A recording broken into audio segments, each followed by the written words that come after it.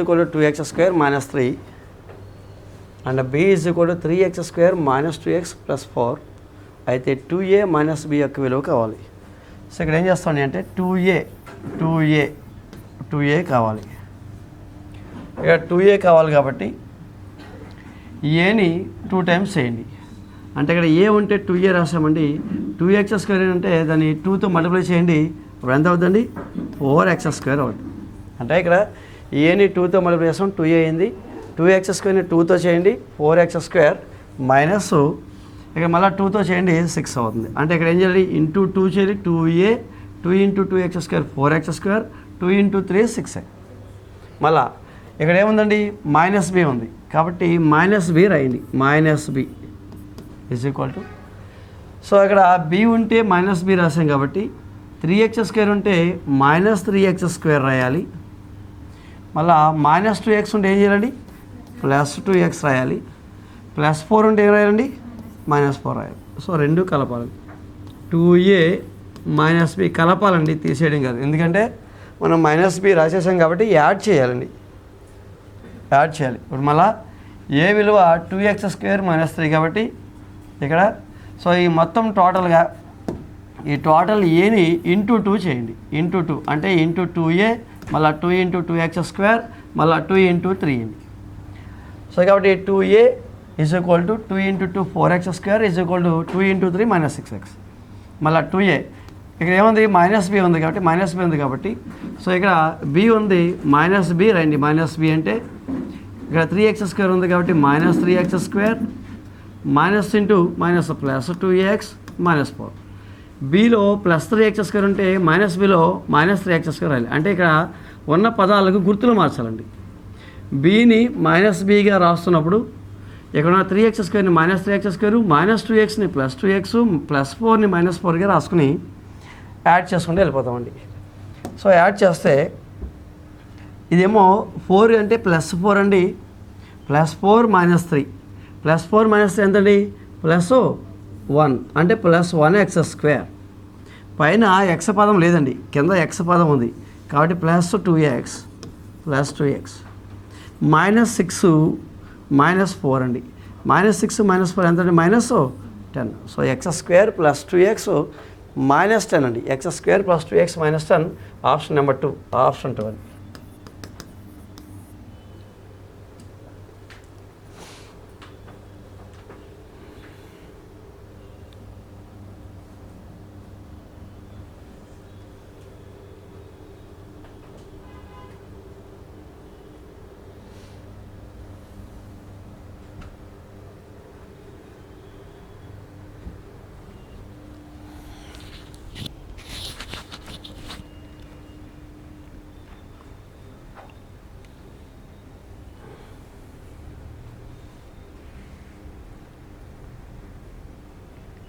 Next question number 2. గడియారంలో వాస్తవంగా 3 గంటలు అయినప్పుడు దర్పణంలో శోభించు సమయం ఎంత?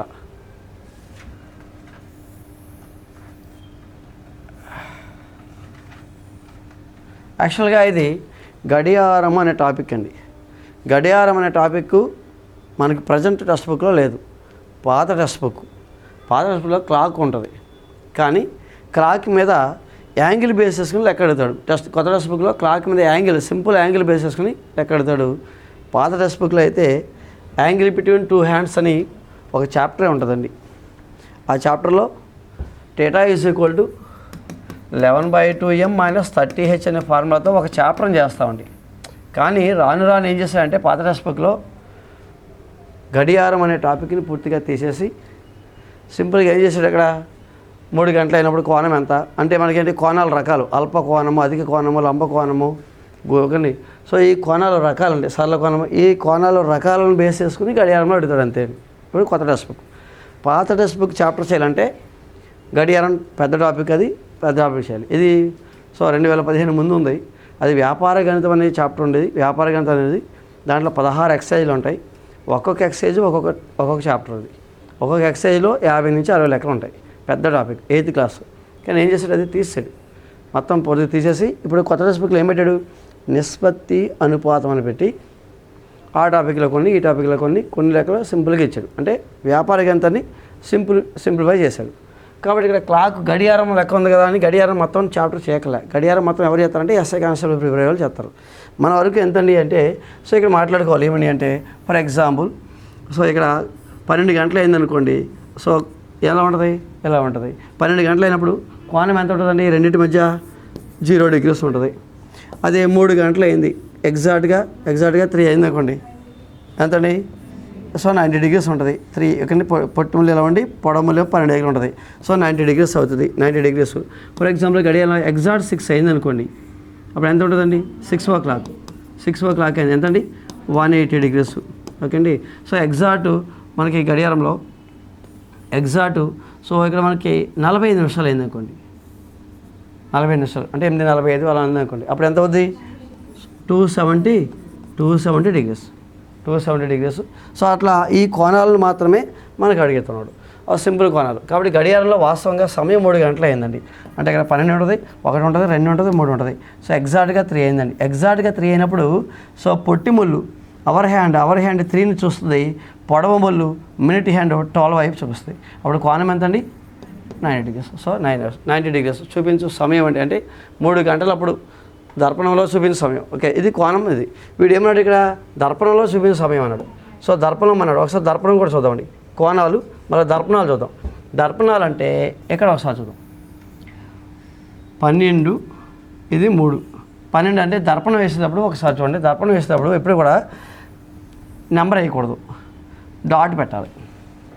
మన గడియారంలో ఎక్కువ ఏముంటాయండి, డాట్లు ఉంటాయి, నెంబర్లు ఉండవండి. సో నెంబర్లు ఉండవు, డాట్ ఉంటుంది. 1 2 సో 3 డాట్. మన డాట్ ఉంటే టైం చెప్పలేమండి, చెప్పగలం. కాబట్టి ఎగ్జాక్ట్గా సో ఇలా ఉంది. మీరు ఏం చెప్తారు, టైం ఎంత అండి 3 అంటారు. సో అద్దం అండి, అద్దం పెట్టాం, వాడు అద్దం అన్నాడు. సో అద్దం పెట్టాం. అద్దంలో ఎలా కనబడుతుంది అంటే ఇలా కనబడుద్ది. ఓకే అండి. అద్దంలో సో అటువైపు కనపడుద్ది. ఎప్పుడు కూడా మనకి ఫర్ ఎగ్జాంపుల్ మనం అద్దంలో నిలబడ్డాం అనుకోండి, అద్దంలో నిలబడితే మన ఫోటో ఎలా కనబడుతుంది, లెఫ్ట్ రైట్కి వెళ్తుంది, రైట్ లెఫ్ట్కి వెళ్తుంది, అవునా కదండి. సో కాబట్టి అద్దంలో కోణం ఇలా ఉంటుంది. ఇప్పుడు మనం ఇక్కడ కోణము 3 o'clock అనుకోండి, 3 గంటలు అండి, 3 o'clock అనుకోండి. ఇక్కడ కోణం ఎంత అవుతుంది అంటే సో 12లోంచి తీసేయాలండి. 12లోంచి 3 తీసేయండి, ఎంత అవుతుందండి, ఎంతండి 9 hours అండి. 12లోంచి 3 తీసేయాలి. అంటే ఒరిజినల్ టైంకి మిర్రర్లో టైంకి డిఫరెన్స్ ఏంటంటే ఇది 3 అయితే ఇది 12 - 3 అవుతుంది, ఇది ఎక్స్ అయితే ఇది 12 - x అవుతుంది. ఇక్కడ ఎంత టైం ఇస్తే దాన్ని ఏం చేయాలండి 12లోంచి తీసేయాలి. 12లోంచి తీసేయాలి. 12లోంచి తీసేస్తే ఆన్సర్ ఎంతండి 9. 12లోంచి ఎందుకు తీసేయాలండి అంటే సో టోటల్గా 12 కదండి, ఇవి 12 ఎన్ని డాట్స్ ఉంటాయండి, 12 డాట్స్ ఉంటాయి. సో ఇటువైపున 3 డాట్స్ కవర్ చేసింది, మిర్రర్కి వెళ్ళేటప్పటికి ఇక్కడ 9 డాట్స్ కవర్ చేద్ది. 3 డాట్స్ ఇటు లోపల 3 డాట్స్ ఉంటుంది, 9 డాట్స్. అప్పుడు టైం ఎంత చెప్తామండి 12:45 లేదా 11:45 అలా చెప్తామండి. కాబట్టి ఇక్కడ మనకి ఏమవుతుంది అంటే సో ఇది 3 o'clock అయితే సో ఎగ్జాక్ట్గా ఇది 9 o'clock అని చూపిస్తాం, 9 o'clock. కాబట్టి సో సింపుల్గా మనకి అక్కడ గడియారంలో కన్ఫ్యూజ్ అవ్వకుండా బొమ్మలు ఏమైకుండా ఇప్పుడు సరే ఏం చెప్తారండి, ఒరిజినల్ టైం 3 ఇస్తే మిర్రర్లో టైంకి ఏం చేయాలండి 12 - 3 వేస్తాం. సో ఒరిజినల్ టైం 3 అయితే మిర్రర్లో టైము 9 అంటామండి. సో 3 9 వాడు 3 ఇస్తే కనుక 9 రాస్తాం, 9 hours అండి. ఒకవేళ ఆన్సర్ రాయండి. అసలు సమయం 3 గంటలైనా, దర్పణంలో సమయము అసలు సమయం 3 hours. దర్పణంలో సమయం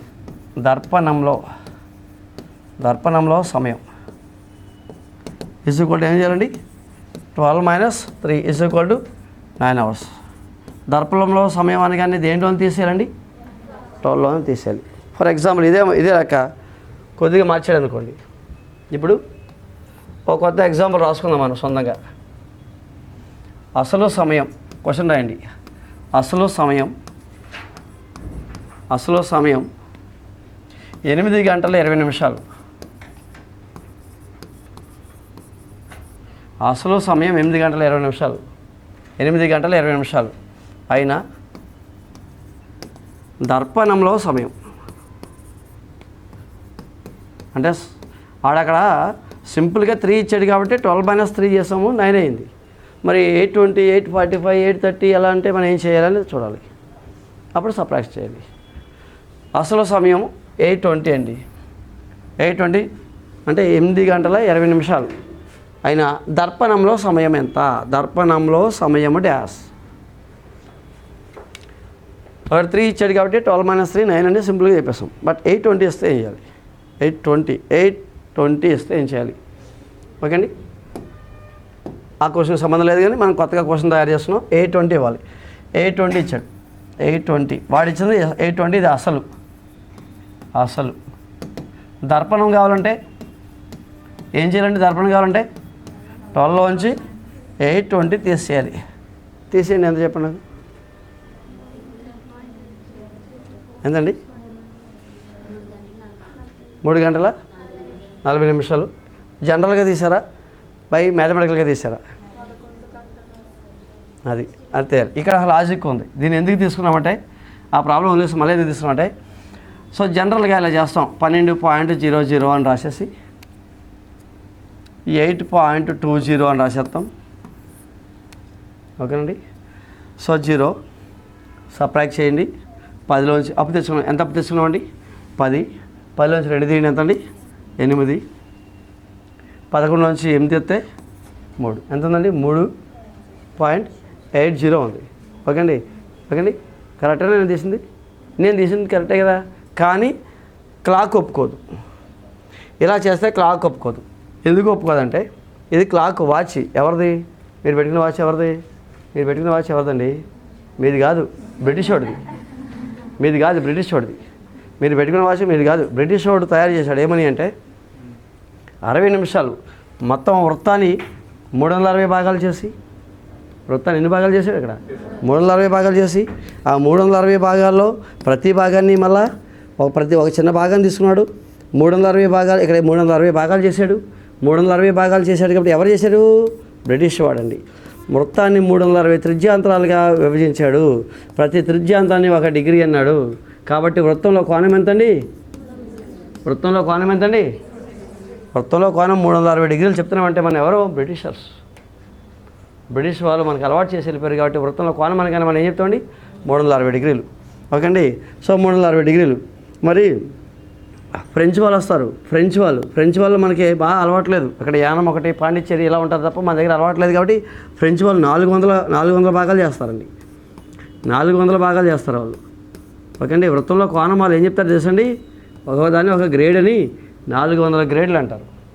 వాళ్ళు 400 గ్రేడ్లు అంటారు. ఎవరో ఫ్రెంచ్ వాళ్ళు. బ్రిటిష్ వాళ్ళు ఏమంటారు? 360 డిగ్రీలు అంటారు. కాబట్టి మనకి బ్రిటిష్ వాళ్ళు పరిపాలించారు కాబట్టి మనకి బ్రిటిష్ వాళ్ళు అలవాటు కాబట్టి 360 డిగ్రీలు చెప్పేసాం. వాళ్ళు ఏం చేస్తారంటే దీంట్లో ఒక భాగం 360 భాగాల్లో ఒక భాగాన్ని తీసుకుని మళ్ళీ దీన్ని ఏం చేస్తారండి? 60 సమాన భాగాలు చేస్తారు. 60 సమాన భాగాలు చేస్తారు. ఎవరిని? 1 డిగ్రీ భాగాన్ని తీసుకుని మళ్ళీ ఏం చేస్తారు? 60 సమాన భాగాలు చేసి ఒక్కొక్క సమాన భాగాన్ని 1 నిమిషం అన్నారు. ఇక్కడి నుంచి క్లాక్ తయారవుద్ది. అంటే 60 దీంట్లో ఎన్ని భాగాలు ఉంటాయండి?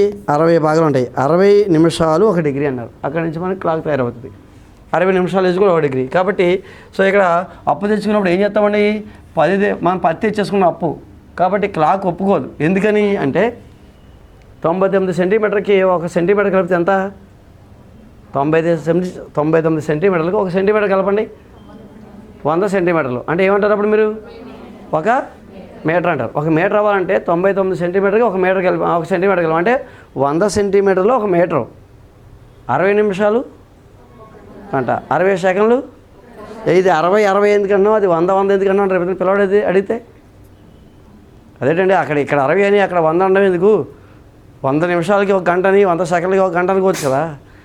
60 నిమిషాలు 60 సెకండ్లకి 1 నిమిషం అని 60 నిమిషాలని 1 గంట అనడం ఎందుకు? మళ్ళీ ఇక్కడేమో 100 సెంటీమీటర్లని మీటర్ అనడం ఎందుకు?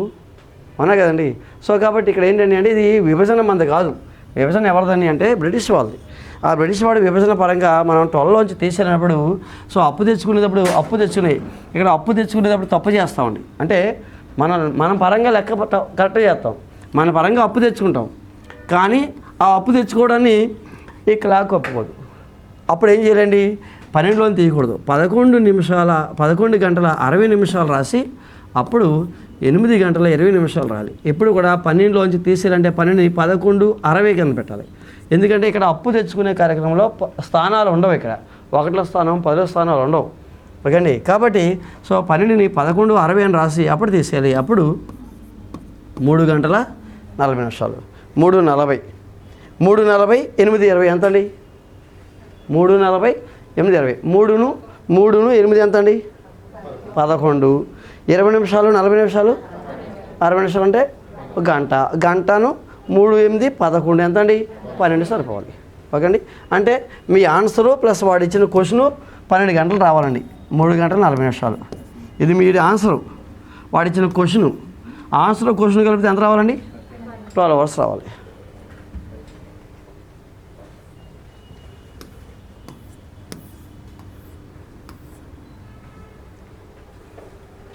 పదకొండు 60లోంచి తీయాలండి. 12ని తీసినప్పుడు 11:60లోంచి తీయాలి. అప్పుడు మన కాలిక్యులేషన్ కరెక్ట్గా వస్తుందండి. 11:60లోంచి తీయాలి. ఎప్పుడైనా 8 గంటల 20 నిమిషాలు లేదా 11:20 లేదా సో ఇక మనకి 7:40 నిమిషాలు అలా గంటలో నిమిషాలతో పాటు ఇచ్చేయడానికి ఇదే లెక్కని కొద్దిగా మార్చిస్తే ఏం చేయాలని చెప్పుకున్నాం అంతే. 3 గంటలు సింపుల్గా ఇచ్చాడు. సో టెట్ కాబట్టి సింపుల్గా, లేకపోతే డిఎస్ఏకి ఏం చేస్తాడు? 3 గంటలు ఇవ్వడం. 3 గంటల 40 నిమిషాలు అసలు టైం ఇచ్చి దాన్ని దర్పణంలో టైం ఎంత అడుగుతాడు. అప్పుడు మనం ఏం చేయాలండి? 12లోని తీసేయాలి. కానీ తీసివేత ప్రక్రియ ఇక్కడ కొద్దిగా డిఫరెంట్గా చేస్తాం. 11:60 రాసి తీసేస్తామండి. అది కావాలి. Next question number 3. ఈ కింద వాళ్ళ సత్యమైనది నిష్పత్తి అండి.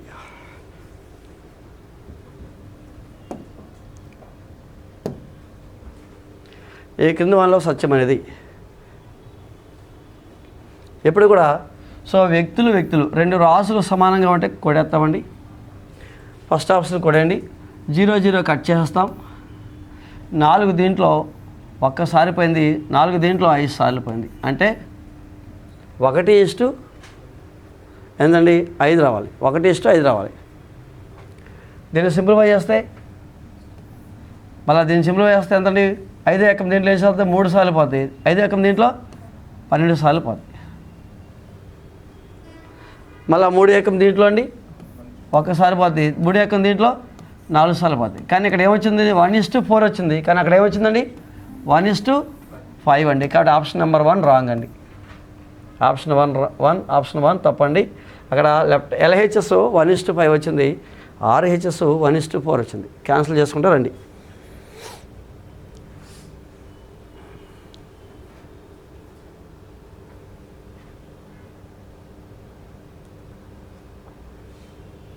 LHS RHS ఈక్వల్గా ఉన్నది ఆన్సర్ కరెక్ట్ అండి. LHS RHS ఈక్వల్గా ఉండాలి. మళ్ళీ రెండో దాన్ని కట్ చేయండి. 99 9 ఏకము 11 సార్లు పోద్ది. 9 ఏకం ఇక్కడ 5 సార్లు పోద్ది. 0 0 కట్ చేయండి. 2 దీంట్లో 1 టైం, దీంట్లో 2 టైమ్స్. ఇక్కడ RHSలో 2:1 వచ్చింది. LHSలో 11:5 వచ్చింది. కాబట్టి option number 2 wrong.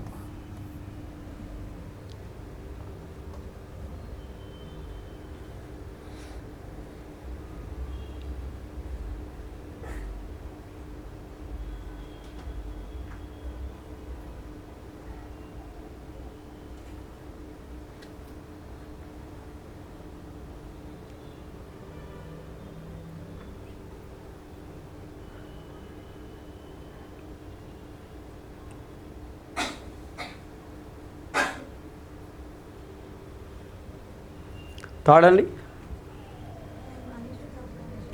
Third 1:2 metre cancel చేయండి. ఇది 1:2 ఇది 2 అండి. 1:2 మళ్ళీ సెకండ్ క్యాన్సిల్ చేయండి. 1:2 అండి. అంటే LHS 1:2 RHS 1:2 కాబట్టి ఆప్షన్ నెంబర్ 3 కరెక్ట్ అండి. Option number 3 correct.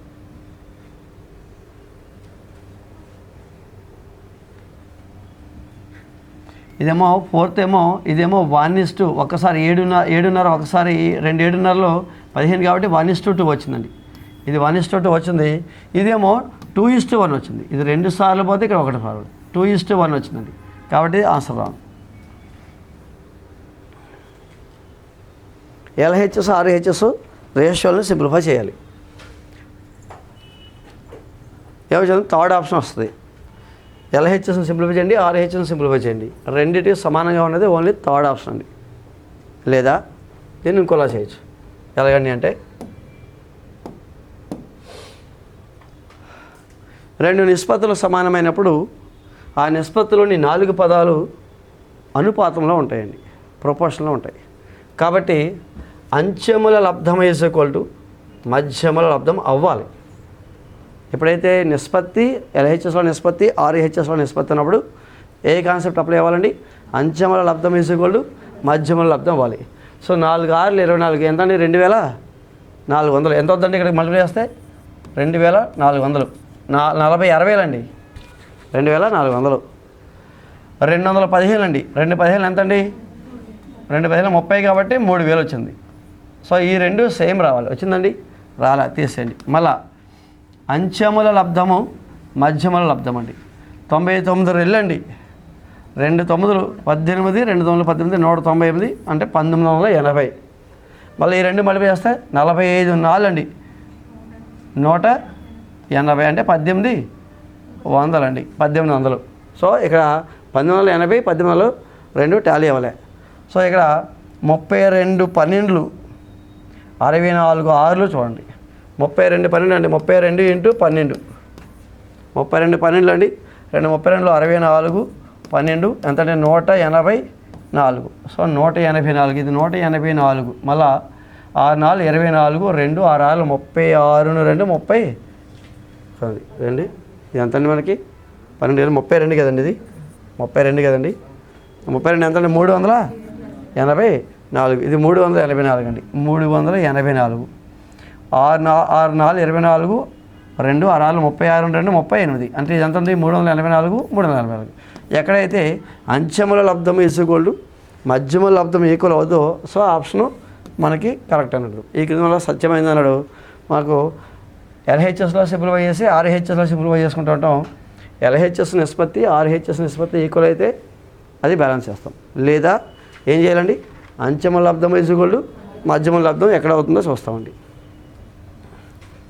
Next question number 4. 3684.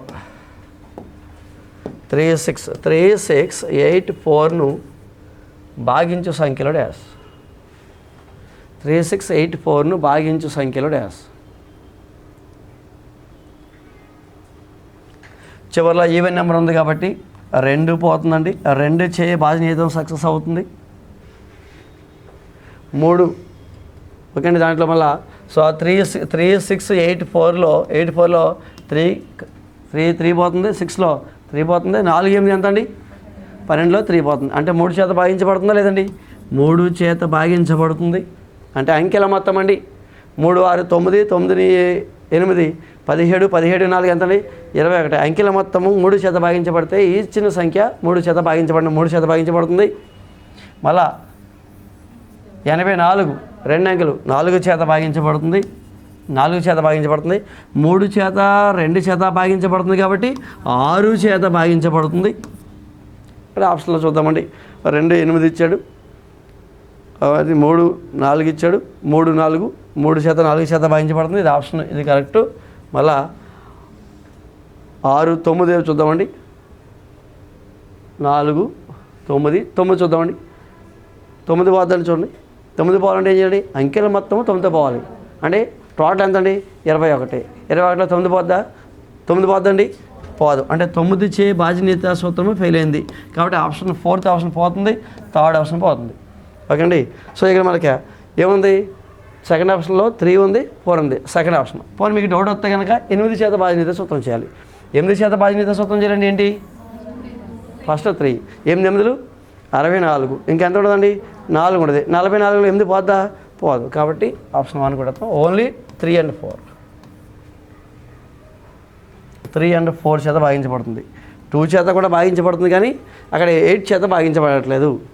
ఇక్కడ 6 చేత భాగించబడుతుంది కానీ 9 చేత భాగించబడట్లా. ఇక్కడ 4 చేత భాగించబడుతుంది కానీ 9 చేత భాగించబడట్లా. కాబట్టి 2 సక్సెస్ అయ్యి 3, 4 కాబట్టి ఆప్షన్ నెంబర్ 2 వస్తుంది.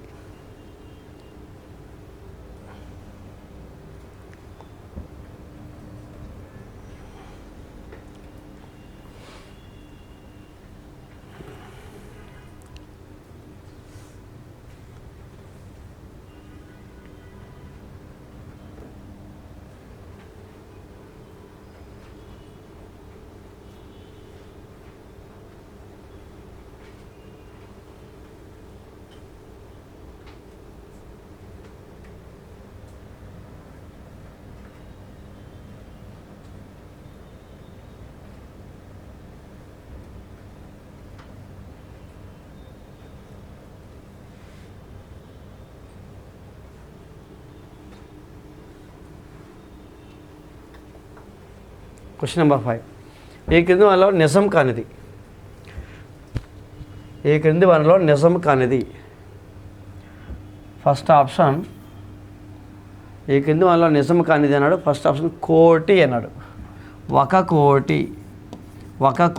ఒక కోటిలో 7 సున్నాలు ఉంటాయండి, 7 జీరోస్ ఉంటాయి. 10⁻7 కోటిలో 10⁻7.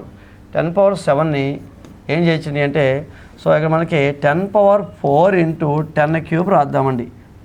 10⁻4 × 10³ రాద్దాం. 4 + 3 7 కాబట్టి 7ని విడగొట్టామండి. 10⁻4 అంటే ఎన్ని జీరోలు ఉంటాయండి? 4 జీరోస్ ఉంటాయి. 10⁻4 అంటే 4 + 1 5 జీరోస్ కదండి. ఈ జీరోతో కలుపుకొని 4 జీరోలు ఉంటాయండి. సో 4 జీరోలు ఉంటాయి. ఇంటూ 10³ అంటే ఏం రాయొచ్చండి? 1000. 3 జీరోస్ ఉంటాయండి. ఎప్పుడు కూడా చూసుకోండి, ఇక్కడ కన్ఫ్యూజ్ అవ్వకూడదు. 10³ ఎన్ని జీరోలు ఉంటాయంటే, సో దీంతో కలుపుకొని 3 జీరోస్ ఉంటాయండి. కాబట్టి దీన్ని ఎలా రాయొచ్చు? 10,000 ఇవి ఎంతండి? 1000 అంటే 10,000 అంటే ఆప్షన్ నెంబర్ 1 రైట్ అండి. Point number 1 correct. 10,000 అండి. 10,000 10,000ని సపరేట్ చేసాం, 1000 అంటే 10,000 అండి. Option number 1 correct. Next point number 1 correct. Next ఇంకోటి చూద్దామండి. ఇంకోటి ఇక్కడ ఇసుగోల్డ్ ఇవ్వలేదన్నాడు. ఒక 10,000 ఇక్కడ నిజం కాదన్నాడు. ఓకే, ఒక 10,000 ఇసుగోల్డ్ 100 అన్నాడు. రెండోది ఇసుగోల్డ్ పడలేదు అనుకోండి. ఒక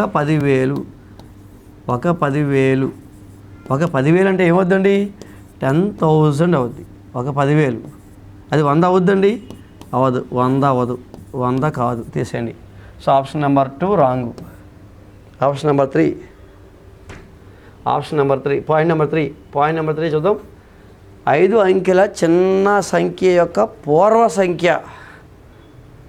ఓకే అండి, 5 అంకెల సంఖ్య యొక్క 5 అంకెల చిన్న సంఖ్య యొక్క పూర్వ సంఖ్య. 5 అంకెల సంఖ్య ఎవరండి? 5 అంకెల సంఖ్య అంటే ఎంతండి? 1 2 3 4 5. లక్ష కాదు, 10,000 అండి. లక్షలో 5 సున్నాలు ఉంటాయి. మరి పక్కన 1 ఉంటుంది కదండి. ఏంటండి ఎన్ని అంకెలు అన్నాడు? 5 అంకెల చిన్న సంఖ్య. 5 అంకెల చిన్న సంఖ్య ఎంత ఉంటుందండి? 10,000 అండి. లక్ష అంటే ఎన్ని అంకెలు ఉంటాయండి? లక్షలో 5 సున్నాలు ఉంటాయి, కానీ 1తో కలిపితే 6 అంకెల సంఖ్య అది. కాబట్టి దీన్ని ఏమన్నాడు? పూర్వ సంఖ్య అన్నాడు. పూర్వ సంఖ్య అంటే దీని ముందున్న సంఖ్య ఏమవుద్దో చెప్పండి? 9 9 9 9 అంటే సో ఆప్షన్ పాయింట్ నెంబర్ 3 కూడా కరెక్టే. పాయింట్ నెంబర్ 3 కరెక్ట్ అండి. సో దీని పూర్వ సంఖ్య 10,000కు పూర్వ సంఖ్య ఏమవుతుందండి? 9 9 9. పూర్వ సంఖ్య అడిగాడు 9 9 9. Next option number 4 point number 4.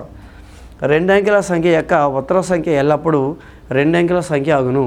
అంటే ఇక్కడ పాయింట్ 4 ఉన్నాయి కదండి, ఆప్షన్ ఇంకా ఉన్నాయి, కట్ అయినాయి అంతే. 1 2 కరెక్టు, 1 2 3 కరెక్టు, 2 3 కరెక్టు, 1 2 3 4 కరెక్ట్ అలా ఉన్నాయి, అది కట్ అయింది. ఓకేనండి. అంటే అందుకే మనకి ఏమొచ్చాయి? 2 ఆప్షన్లు ఇచ్చాడు, 2 వచ్చాయి. 4వది చూడండి.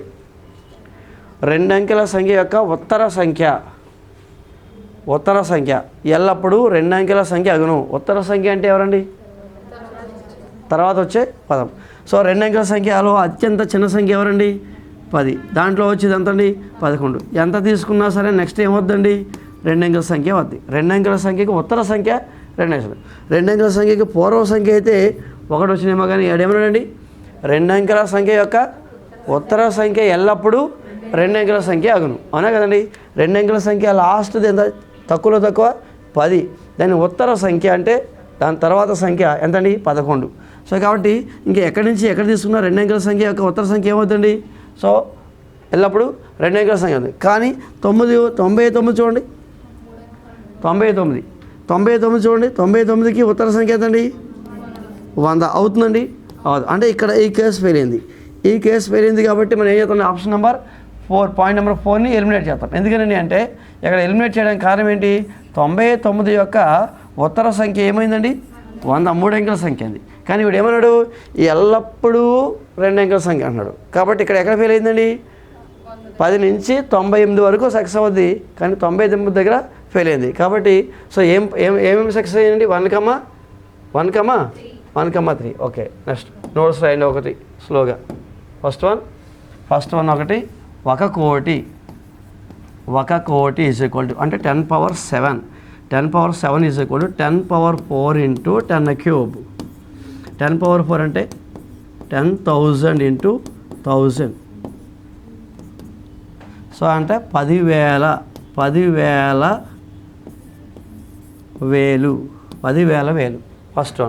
First one correct.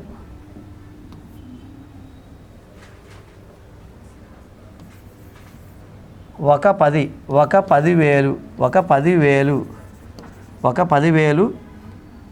Is equal to 100 అన్నాడు. ఒక 10,000 ఈజ్ ఈక్వల్ టు 100 ఒక 10,000 అంటే సో 10,000 అండి. 10,000 ఈజ్ ఈక్వల్ టు 100 అన్నాడు. సో ఇది తప్పండి. పాయింట్ నెంబర్ 3, చిన్న అంకెల 5 అంకెల సంఖ్య 1 0 0 0 0 10,000కు ఏమన్నాడు ఇక్కడ? పూర్వ సంఖ్య అడిగాడు. పూర్వ సంఖ్య 10,000కు పూర్వ సంఖ్య 999. సో ఇది right. Question number point number 4, 2 అంకెల సంఖ్య యొక్క ఉత్తర సంఖ్య. సో 10కి ఉత్తర సంఖ్య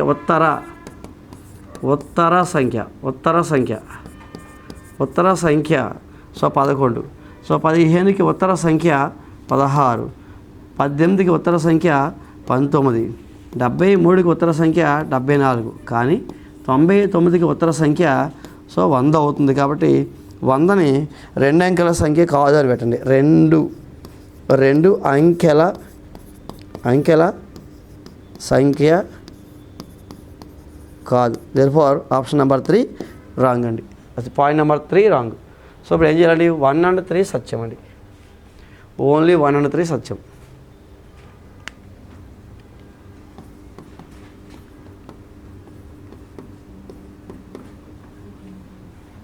వన్ అండ్ 3 సత్యం అండి.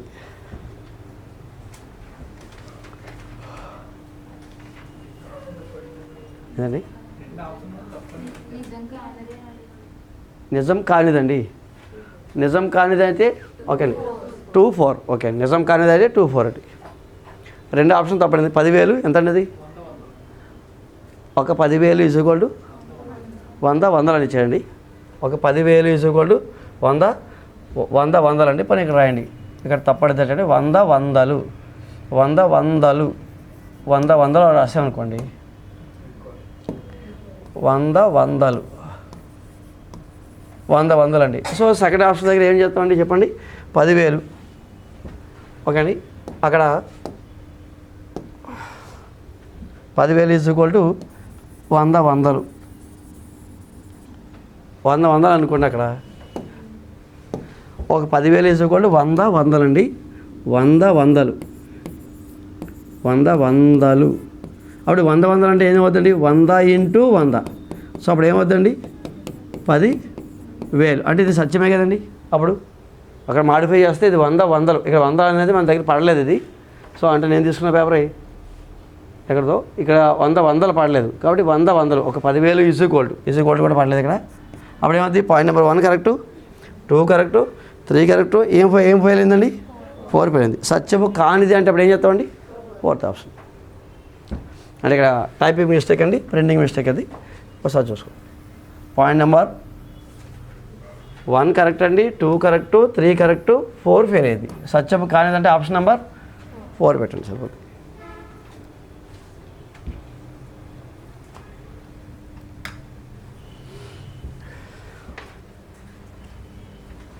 Next question number 6. రామ్ దగ్గర 200 ఆవులు ఉన్నాయి. వాటికి 90 రోజులకు సరిపడా ఆహార పదార్థాలు కలవు. రామ్ దగ్గర 200 ఆవులు ఉన్నాయి. వాటికి 90 రోజులకు సరిపడా ఆహార పదార్థాలు కలవు. అతను అదనంగా 25 ఆవులను కొంటే ఆహార పదార్థాలు సరిపడే రోజుల సంఖ్య డాష్.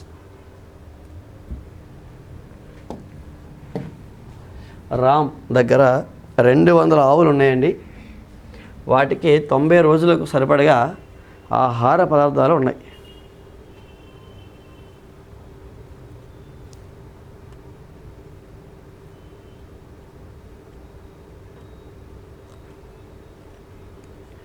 అతను అదనంగా 25 ఆవులను కొంటే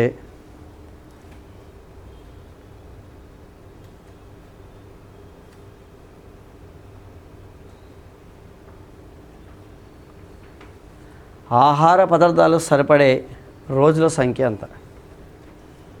సో ఇక్కడ మనం ఏం చేయాలని అంటే కాలము పనిలో లెక్కండిది మనుషులు రోజులు అనుకోవాలి. ఇక్కడ ఒకసారి చూడాలి. ఆవులైనా మనుషులైనా ఆవులు గడ్డి మేస్తాయి, మనం అన్నం తింటాం. అంటే ఎవరైనా పని చేస్తాం అక్కడ. అంటే ఏంటి, ఆవులు 90 రోజులు సరిపడా ఆహార పదార్థాలు, ఆవుకి ఆహార పదార్థాలు ఉన్నాయి. అక్కడ ఆవైనా మనిషి అయినా ఏం చేస్తామండి, ఆహారం తింటాం. కాబట్టి ఇక్కడ ఆవైనా మనిషి అయినా ఒకటే. ఆవులను మనుషులుగా అనుకుంటే ఒకండి 200 మంది మనుషులు ఉన్నారండి, వాళ్ళకు 90 రోజులకు సరిపడా ఆహార పదార్థాలు ఉన్నాయి. ఇక్కడ ఏమండి 90 రోజులు ఏమి ఇచ్చాడు టెర్మినాలజీ, మనుషులు. అక్కడ ఆవులన్నా మనుషులన్నా ఒకటేనండి. ఓకేండి, మనుషులు రోజులు ఇచ్చాడు. కాబట్టి టైమ్ అండ్ వర్క్లో formula M1 D1 = M2 D2 అని రాస్తామండి. ఓకే, టైమ్ అంటే ఇక్కడ టెర్మినాలజీ ఏముందో చూస్తామండి. ఇక్కడ టెర్మినాలజీ ఏముందని అంటే, సో ఆవులు ఉన్నాయి, ఆవులన్నా మనుషులన్నా ట్యాప్ అన్నా ఒకటే. ఇక్కడ కుళాయి అయినా ఒకటే. కుళాయి ఇప్పుతాం, పని చేయదండి, పని చేస్తుంది, వర్క్ చేస్తుంది. వర్క్ చేసే ప్రతిదీ కూడా మనిషి కింద తీసుకుంటాం. అంటే మనిషి అయినా ఎనర్జీగా వర్క్ చేస్తాడు, ఆవైనా పని చేస్తుంది, ట్యాప్ అయినా కుళాయి తిప్పితే పని చేస్తుంది. కాబట్టి వీళ్ళందరినీ కూడా ఏమనుకుంటాం, ఎమ్ అనుకుంటామండి. మనుషులు ఏమి ఇచ్చాడండి, రోజులు ఇచ్చాడు. మనుషులు రోజులు ఇచ్చాడు. కాబట్టి formula M1 D1 = M2 D2. ఇది టైమ్ అండ్ వర్క్లో ఉన్న ఫార్ములా. దీంట్లో సో ఆవులను ఏమంటామంటే M1 అంటామండి. ఓకే అండి, రోజులను ఏమంటామండి అంటే D1 అంటాం. సరిపడా ఆహార పదార్థాలు కలవు, అంతవరకు స్టేట్మెంట్ నెంబర్ 1 అండి. అంతవరకు స్టేట్మెంట్ నెంబర్ 1. మొదటి స్టేట్మెంట్లో మనుషులను లేదా ఆవులను ఏమంటామండి M1, రోజులను ఏమనాలి D1. ఇక్కడ నుంచి సెకండ్ స్టేట్మెంట్ స్టార్ట్ అవుతుంది. అదనంగా ఎన్ని ఆవులను పెట్టాడండి, 25 ఆవులు కొంటే ఆహార పదార్థాలు సరిపడే రోజుల సంఖ్య అన్నాడు. ఇప్పుడు దీంట్లో నాకు కావాల్సింది M1 ఎంత చెప్పండి. M1 ఎంత అండి, M1 200 ఇంటూ D1 ఎంత అండి 90 రోజులు = ఈ M2 ఎంత, M2 25, అదనంగా 25 అన్నాడు. ఓకే, అదనంగా 25 అంటే గతంలో 200 ఆవులు ఉన్నాయి, ఇప్పుడు ఎంత అండి ఎక్స్ట్రా 25 అంటే ఎంత అవుతుంది. అందుకే నేను ఇక్కడ M2 రాయలేదు. ఎందుకు రాయలేదంటే అదనంగా 25 అన్నాడు. 225 అలా అదనంగా 25 అంటే గతంలో ఉన్న 200 ఆవులకి 25 ఆవులు తోడేవి. కాబట్టి ఇక్కడ ఎంత వేయాలండి, 225 వేయాలి. ఈ 225 ఆవులకు సరిపడే రోజుల సంఖ్య ఎంత అన్నాడు. సో D2 తెలియాలి మనకి. Therefore D2 = 200 into 90/225. 25 ఎక్కం కట్ చేయండి. 25 ఎక్కం ఎక్కడ 8 సార్లు పోతుంది, 25 ఎక్కం ఎక్కడ 9 సార్లు పోతుంది. 9 25 అండి, 10 25 అంటే 250 అవుతుంది. కాబట్టి 9 దీంట్లో 10 సార్లు పోతుంది. కాబట్టి 8 బదులు 8 × 10 = D2. సో =80. D2 = 80 అంటే సో మనకి ఆన్సర్ ఏంటంటే 80 రోజులు. 80 రోజులు, 80 days. Option number 2. Formula M1 D1 = M2 D2. ఇది కాలము పని టైమ్ అండ్ వర్క్లోంచి వచ్చిందండి. అక్కడి నుంచి ఆవులను మనుషులు అనుకోవాలండి. అక్కడ ఆవులు ఉన్నప్పటికీ సరే మనం మనుషులు అనుకోవాలి, M1 అనుకోవాలండి. కొంత ఎనర్జీతో పనిచేసే వాళ్ళు దేనైనా సరే M అనుకోవాలండి. అక్కడ ఆవులు ఉండొచ్చు, సో మేకలు ఉండొచ్చు, మనుషులు ఉండొచ్చు, ఓకే అండి, గేదెలు అంటాడు, ఏవైనా సరే M1లోకి రావాలి. అక్కడ అందరం ఒకటే, కాకపోతే రంగులు మార్చేవంతే అండి. కాబట్టి అక్కడ ట్యాప్ అన్నా M అనుకోవాలండి. అవన్నీ కూడా కొంత ఎనర్జీతో పనిచేస్తాయి. ఎనర్జీతో పనిచేసే ప్రతి ఒక్కరిని M అనుకోవాలి. M1 D1 = M2 D2.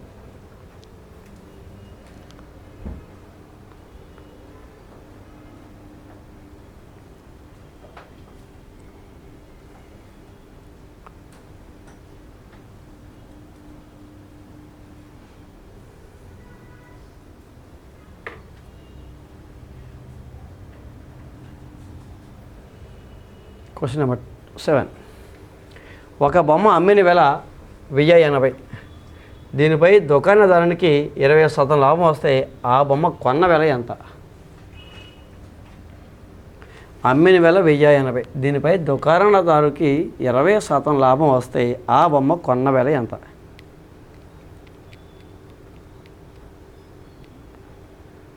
ఒక బొమ్మ అమ్మిన వేళ 1080 రూపాయలండి. దీనిపై దుకాణదారునకు 20% లాభం వస్తే ఆ బొమ్మ కొన్న వెల ఎంత?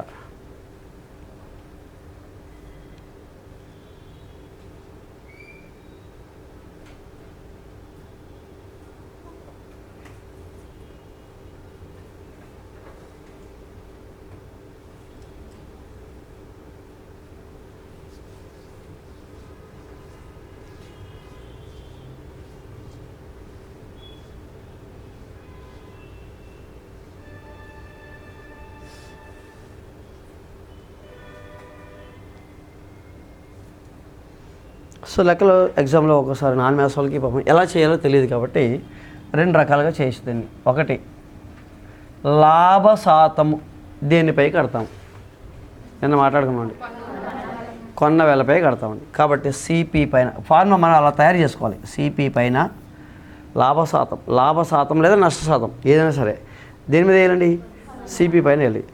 అది డిస్కౌంటు లేదా పన్ను అనడానికి దేని మీద వేస్తామండి, ఎంపీ వేస్తాం. ఓకే అండి, డిస్కౌంట్ కానీ ట్యాక్స్ కానీ అంటే ఎంపీ పైన వేయాలి. కానీ ఇప్పుడు ఏమన్నాడు, లాభ శాతం అన్నాడు కాబట్టి సిపి పైన, సిపి పైన లాభం అన్నాడు కాబట్టి ప్లస్ వేయాలి, నష్టం అంటే మైనస్ వేస్తాం. సో లాభం అంటే సో గెయిన్ అండి. సో 1 ప్లస్ లాభం అంటే G/100. సో ఇక్కడ మనకు ఫార్ములాని మనం తయారు చేసుకున్నాం. ఎలాగంటే సిపి పైన లాభం వేసుకుని అమ్మేస్తాడు. ఎవరికి అమ్ముతాడు, మనకి అమ్మేస్తాడు. అంటే అమ్మకి వాళ్ళ అంటే సిపి పైన లాభం వేసుకున్నాక ఏం చేస్తాడు, సిపి పైన కొన్న వేల పైన లాభం వేసుకుని ఏం చేస్తాడు, అమ్మేస్తాడు కాబట్టి అదేమవుతుంది, SP. therefore SP is equal to CP into G/100. therefore CP కావాలి కాబట్టి CP into 1 plus 20/100 so is equal to SP ఎంతని అంటే 1080. therefore CP into 120/100. so 120/100 into 100 plus 20 120/100 is equal to 1080. so that is equal to CP is equal to 1080 into 100/120 100/120. So ఇక్కడ 0 cut చేయండి. ఇది ఎన్నిసార్లు పోతుందండి, 9 సార్లు పోతే 900. ఓకే అండి. సో ఇప్పుడు మనకి నేను ఫార్ములా బట్టి కొట్టకూడదండి. ఫార్ములాస్ బట్టి కొట్టి ఫార్ములా ఏంటబ్బా అని గుర్తు చేసుకోకూడదు. ఏంటి ఇక్కడ లాజికల్గా వేసేయాలి. నేను లాభ శాతాన్ని ఎవరి మీద కడతానండి, అది గుర్తుపెట్టుకోవాలి. లాభ శాతం లేదా నష్ట శాతం ఎవరి మీద కడతామండి, లాభ శాతం లేదా నష్ట శాతం కొన్న వేల మీద వేయాలి. ఇక్కడ లాభ శాతం కాబట్టి ప్లస్ వేసాడు. ఇదే లెక్కలో నష్ట శాతం ఎత్తే 1 - L/100 వేస్తాం ఈజ్ ఈక్వల్ టు సిపి. అక్కడ ఈజ్ ఈక్వల్ SP. ఏమిటి, సిపి కొన్న వేల పైన నష్ట శాతం వేసుకుని అమ్మేస్తాడు. షాప్ మూసేయాలనుకుంటున్నాడు, అప్పుడు ఏం చేస్తాడు, ఎంత కొంత లాస్ కన్నా ఉన్న సరికి అమ్మేస్తాడు. అప్పుడు ఏం చేయాలి, CP into 1 - L/100 is equal to SP. ఓకేని, లాభాలు ఎక్కువ రావాలని కోరుకున్నాడు, అప్పుడు ఏం చేస్తాడు, లాభం ఎక్కువ వేసుకుని అమ్ముతాడు. అప్పుడేంటి, కొన్న వేల పైన లాభం 1 ప్లస్, లాభం అన్నాడు 1 ప్లస్, నష్టమైతే 1 మైనస్. అదే కనుక నష్టం ఇచ్చడానికి ఫార్ములా ఎలా తయారు చేస్తాడు, CP into 1 - L/100 so is equal to SP. నష్ట శాతం ఇదే లెక్కలో నష్ట శాతం ఇస్తే సేమ్ అదే వేస్తాం, ఫార్ములా వేసుకుంటాం. CP ఇంటూ అంటే మనకి మైండ్లో ఫిక్స్ అయిపోవాలి. ఏమని అంటే లాభ శాతాలు నష్ట శాతాలు కొన్న వేలపై డిసైడ్ చేస్తాం. అది అక్కడ వేసేయాలి. లాభ శాతము లేదా నష్ట శాతంలో కొన్న వేలపై లెక్కించదము అని వేసుకోవాలి. ఇప్పుడు ఫార్ములా ఎంపీ అనుకోండి, ట్యాక్స్ వేసాడు. ట్యాక్స్ వేస్తే ఎవరి మీద వేస్తారు, ట్యాక్స్ ఎంపీ ఇంటూ 1 ప్లస్ ట్యాక్స్/100. ట్యాక్స్ వేసాక ఏం చేస్తాడు, ప్రకటన వేల మీద ట్యాక్స్ వేసాక ఏం చేస్తాడు, మనకు అంట కడతాడు, అంటే మనకు అమ్మేస్తాడు, అంటే SP. ఓకే అండి. సో మార్కెట్ ప్రైస్ మీద శారీ కొన్నారు, డిస్కౌంట్ ఇచ్చాక ఏం చేస్తాడు, మనకి డిస్కౌంట్ ఎప్పుడు ఇస్తాడు, మనం అడిగితేనే ఇస్తాడండి. అది మన చేతిలో పెట్టి డిస్కౌంట్ ఇస్తాడు. అప్పుడు ఏంటి, మనం కొనాలేదండి, మనం కొనాలంటే వాడు అమ్మాలి. అదే 1 - discount/100 is equal to SP. ఈ పాయింట్లు పట్టుకుంటే మనం ఎక్కడ కన్ఫ్యూజ్ అవ్వండి. వాడు ఏమి లెక్క ఇచ్చినా దాన్ని తీసుకొచ్చేస్తాం, అక్కడ మనకు కావాలి. సో ట్యాక్స్ అంటే అదనపు విలువ కాబట్టి ప్లస్ చేస్తాం. డిస్కౌంట్ అంటే తగ్గుతుంది కాబట్టి మైనస్ చేస్తాం. సో లాస్ అంటే తగ్గుతుంది కాబట్టి మైనస్ చేస్తాం. సో లాభం అంటే పెరుగుతుంది కాబట్టి ప్లస్ చేస్తాం. అంతే అండి ఫార్ములా.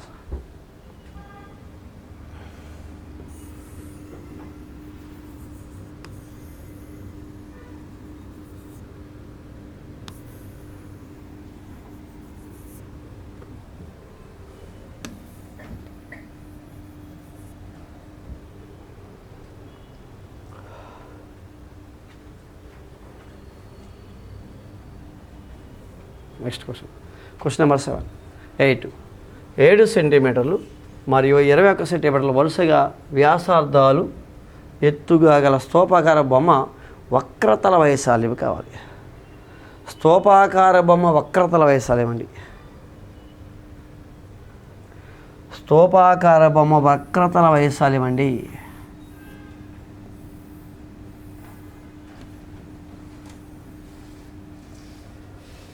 స్తూపము, సిలిండర్ అండి, సిలిండర్ స్తూపం,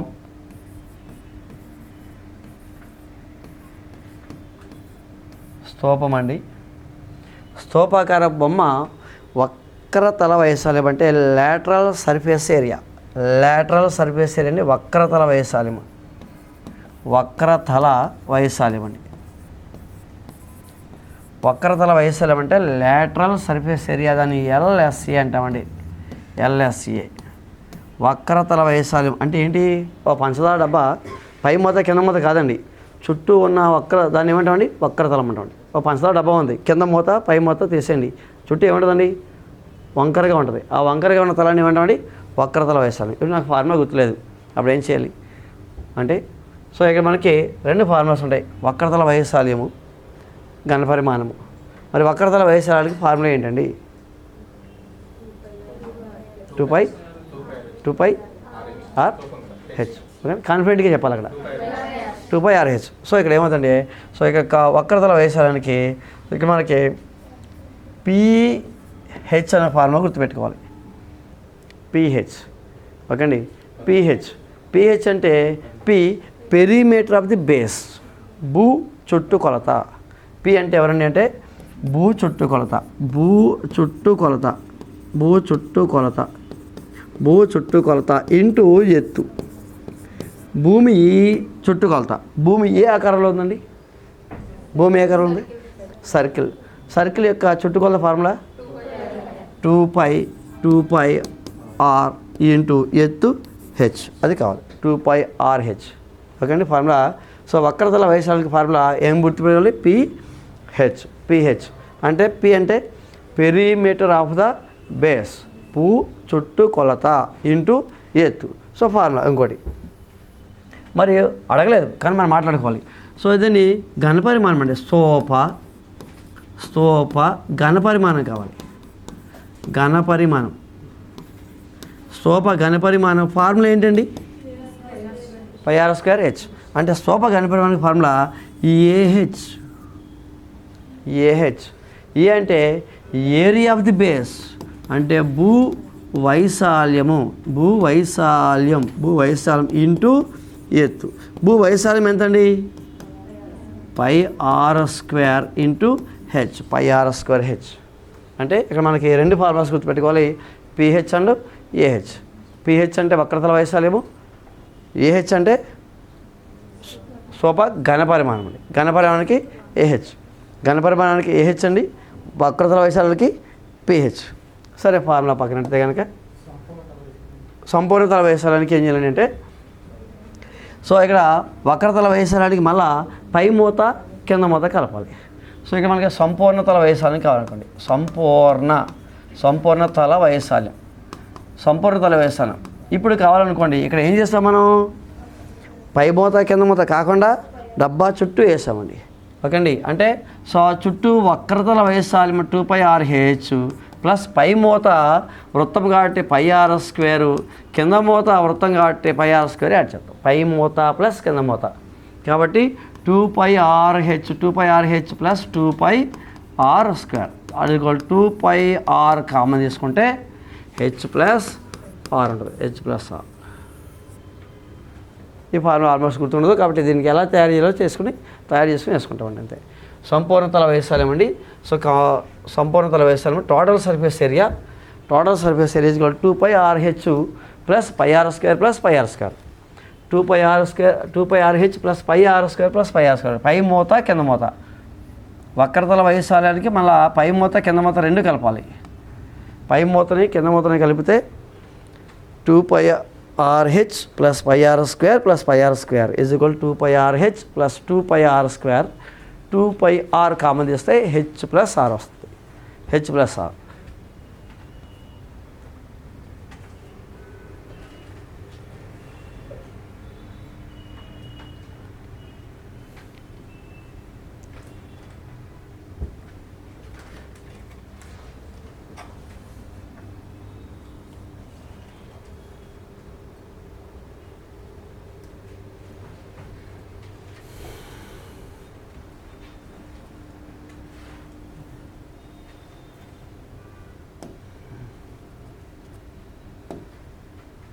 కానీ మన లెక్కలో జస్ట్ ఏం అడిగాడండి అంటే వక్రతల వైశాల్యం ఒకటి అడిగాడండి. సో దానిపై వక్రతల వైశాల్యము వక్రతల వైశాల్యం ఈజ్ ఈక్వల్ టు 2πr/h. గుర్తులేనప్పుడు ఏమనుకోవాలి? ph అనుకోవాలి. p అంటే perimeter of the base 2πrh. 2 into pi అంటే 22/7 ఇంటూ r వాల్యూ అండి 7 సెంటీమీటర్లు ఇంటూ ఎత్తు ఎంత అండి? ఎత్తు వ్యాసార్థం ఏమో 7 అండి, ఎత్తు ఏమో 21 21 అండి 21. So 7 7 cancel. సో 2 ఇంటూ 22 అంటే 44 ఇంటూ 21 అండి. సో 21 ఇంటూ 44 మళ్ళీ వేస్తే 4 గంటల 4 8 4 8 4 2 ఎంత 924 924 అండి. ఆప్షన్ నెంబర్ 2 వక్రతల వైశాల్యం వాడేటంటే వక్రతల వైశాల్యము.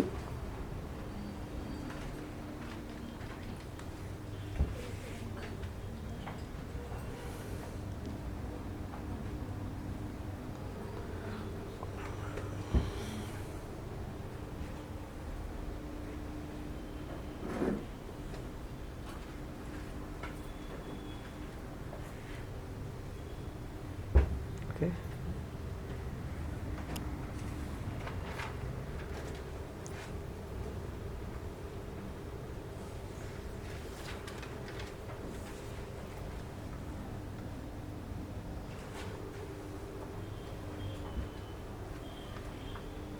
Question number 9.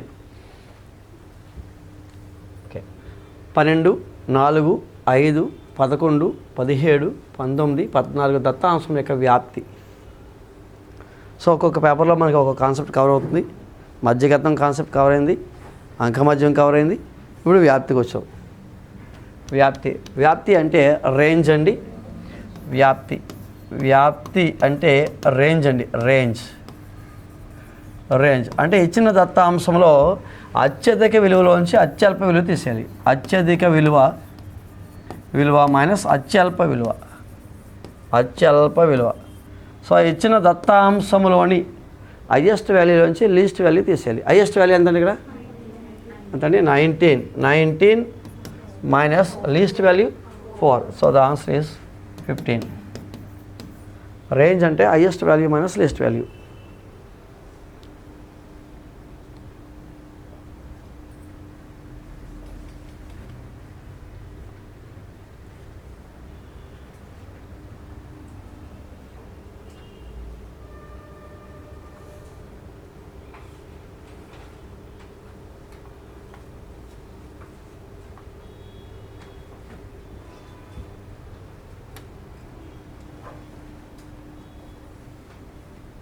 Next question.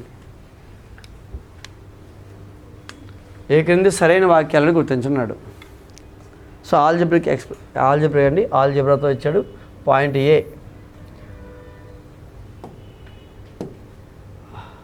ఏ ఏమి ఇచ్చాడంటే పి మరియు క్యూల లబ్ధమునకు 5 కలిపితే PQ + 5 అవుతుంది అన్నాడు. P, Qలకు పాయింట్ ఏ రాయండి. P మరియు Qల లబ్ధము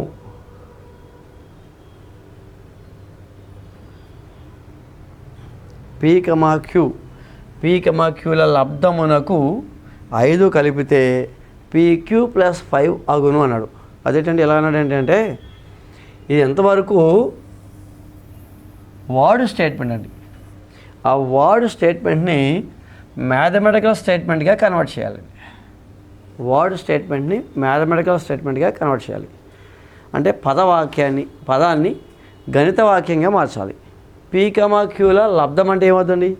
PQ. లబ్ధానికి ఏం కలపాలి? 5 కలపాలి. P మరియు Qలో లబ్ధం చేసి 5 కలపండి అంటే ఏం చేస్తారు మీరు? P × Q + 5 అంటారు. అంటే రైటే రాంగ్ అండి? రైట్. నెక్స్ట్ మళ్ళీ పాయింట్ బిలో X మరియు Yల మొత్తమునకు X మరియు Yల మొత్తమును 4తో గుణిస్తే X మరియు Yల మొత్తమును 4తో గుణిస్తే 4x + 5 వస్తున్నాడు. వద్దండి. సో వాటి స్టేట్మెంట్ ఏంటండి? X ప్లస్ అంటే Xని Yని ఏం చేయన్నాడు? గుణించమని అదే కలపన్నాడు. XYని కలిపేసి మొత్తం దేంతో గుణించాలండి. మన స్టేట్మెంట్ రాయాలంటే ఎలా రాస్తాం? X + Y ఇంటూ హోల్ 4 రాస్తాం. కానీ వాడు ఏం రాశాడండి? ఓన్లీ 4 రాస్తాడు. అంటే బ్రాకెట్ పెట్టడం మర్చిపోయాడు కాబట్టి స్టేట్మెంట్ రాంగ్. అంటే సో ఇక్కడ వాక్యాన్ని పద రూపంలో ఉన్న వాక్యాన్ని గణిత రూపంలో మార్చాలి. మార్చేటప్పుడు వాడు పొరపాటు ఏం చేశాడండి? ఇక్కడ 4ని Xతో మాత్రమే గురించి Yతో గురించలేదు. కాబట్టి point A correct, point be wrong అండి. ఏ సత్యము మరియు బి అసత్యము. ఆప్షన్ నెంబర్ 2 ఏ సత్యం అండి మరియు బి అసత్యము.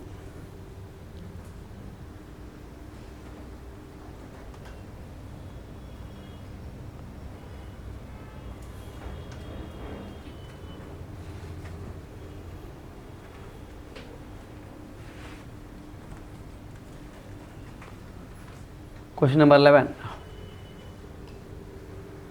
ఒక ఫ్లోరింగ్ టైల్ 13 అంగుళాల భూమి 9 అంగుళాల అనురూప ఎత్తు గల సమాంతర చతుర్భుజ ఆకారంలో ఉంది.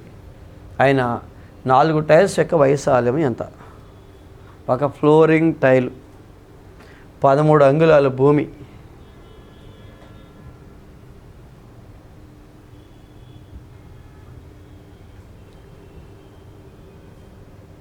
9 అంగుళాలు అనురూప ఎత్తు గల సమాంతర చతుర్భుజం ఆకారంలో ఉంది. ఆయన 4 టైల్స్ యొక్క వైశాల్యము డ్యాస్. 4 టైల్స్ యొక్క వైశాల్యము డ్యాస్.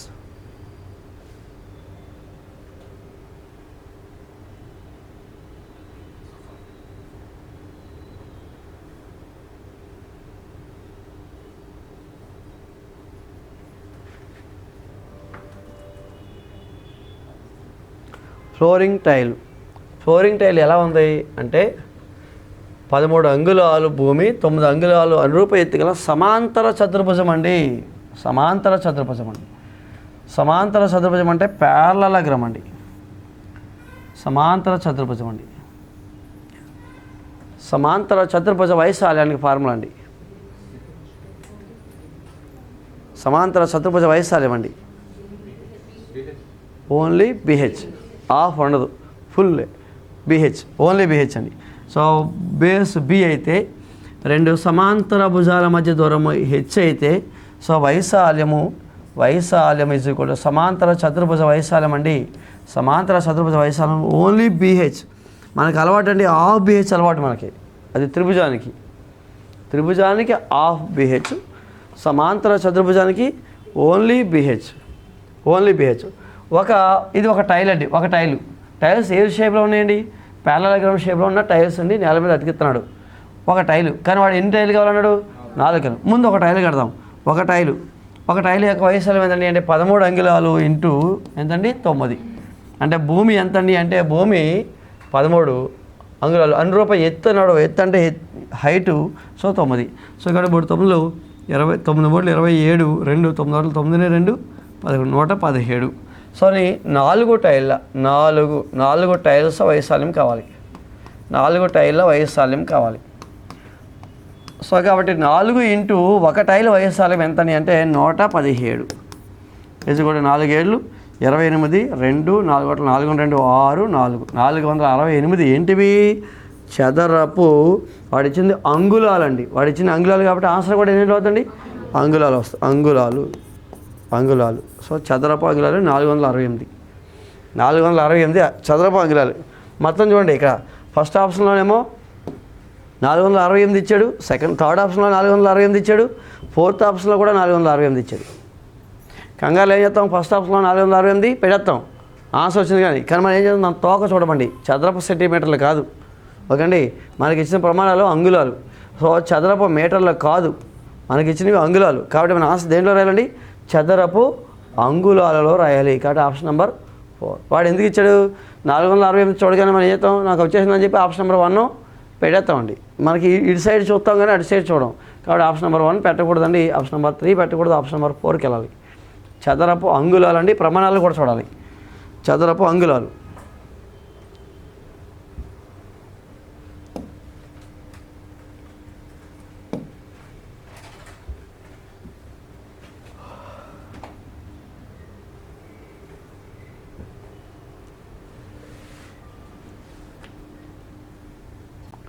Next question number 12.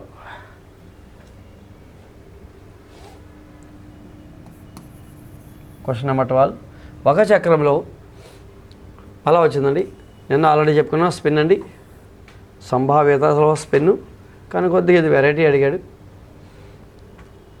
ఏ కమా బి కమా సి అనే 3 సెక్టార్లు ఉన్నాయండి.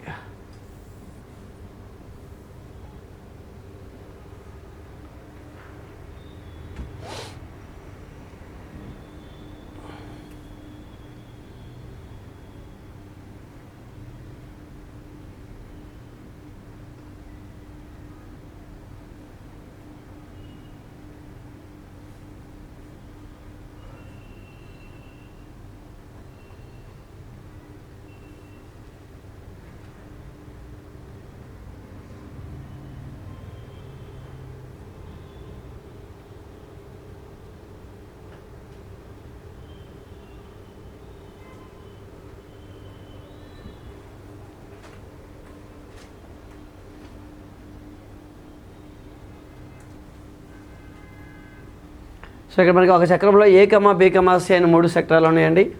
ఆ చక్రాన్ని ఎర్రగా తిప్పామండి. తిప్పినప్పుడు ఇక్కడ స్టేట్మెంట్ ఇచ్చి కనిపించేసాడు. సో ఇక్కడ ఏ స్టేట్మెంట్లో నాట్ సెక్టార్ పొందకుండా ఉండడానికి సంభావ్యత ఎంత అన్నాడు.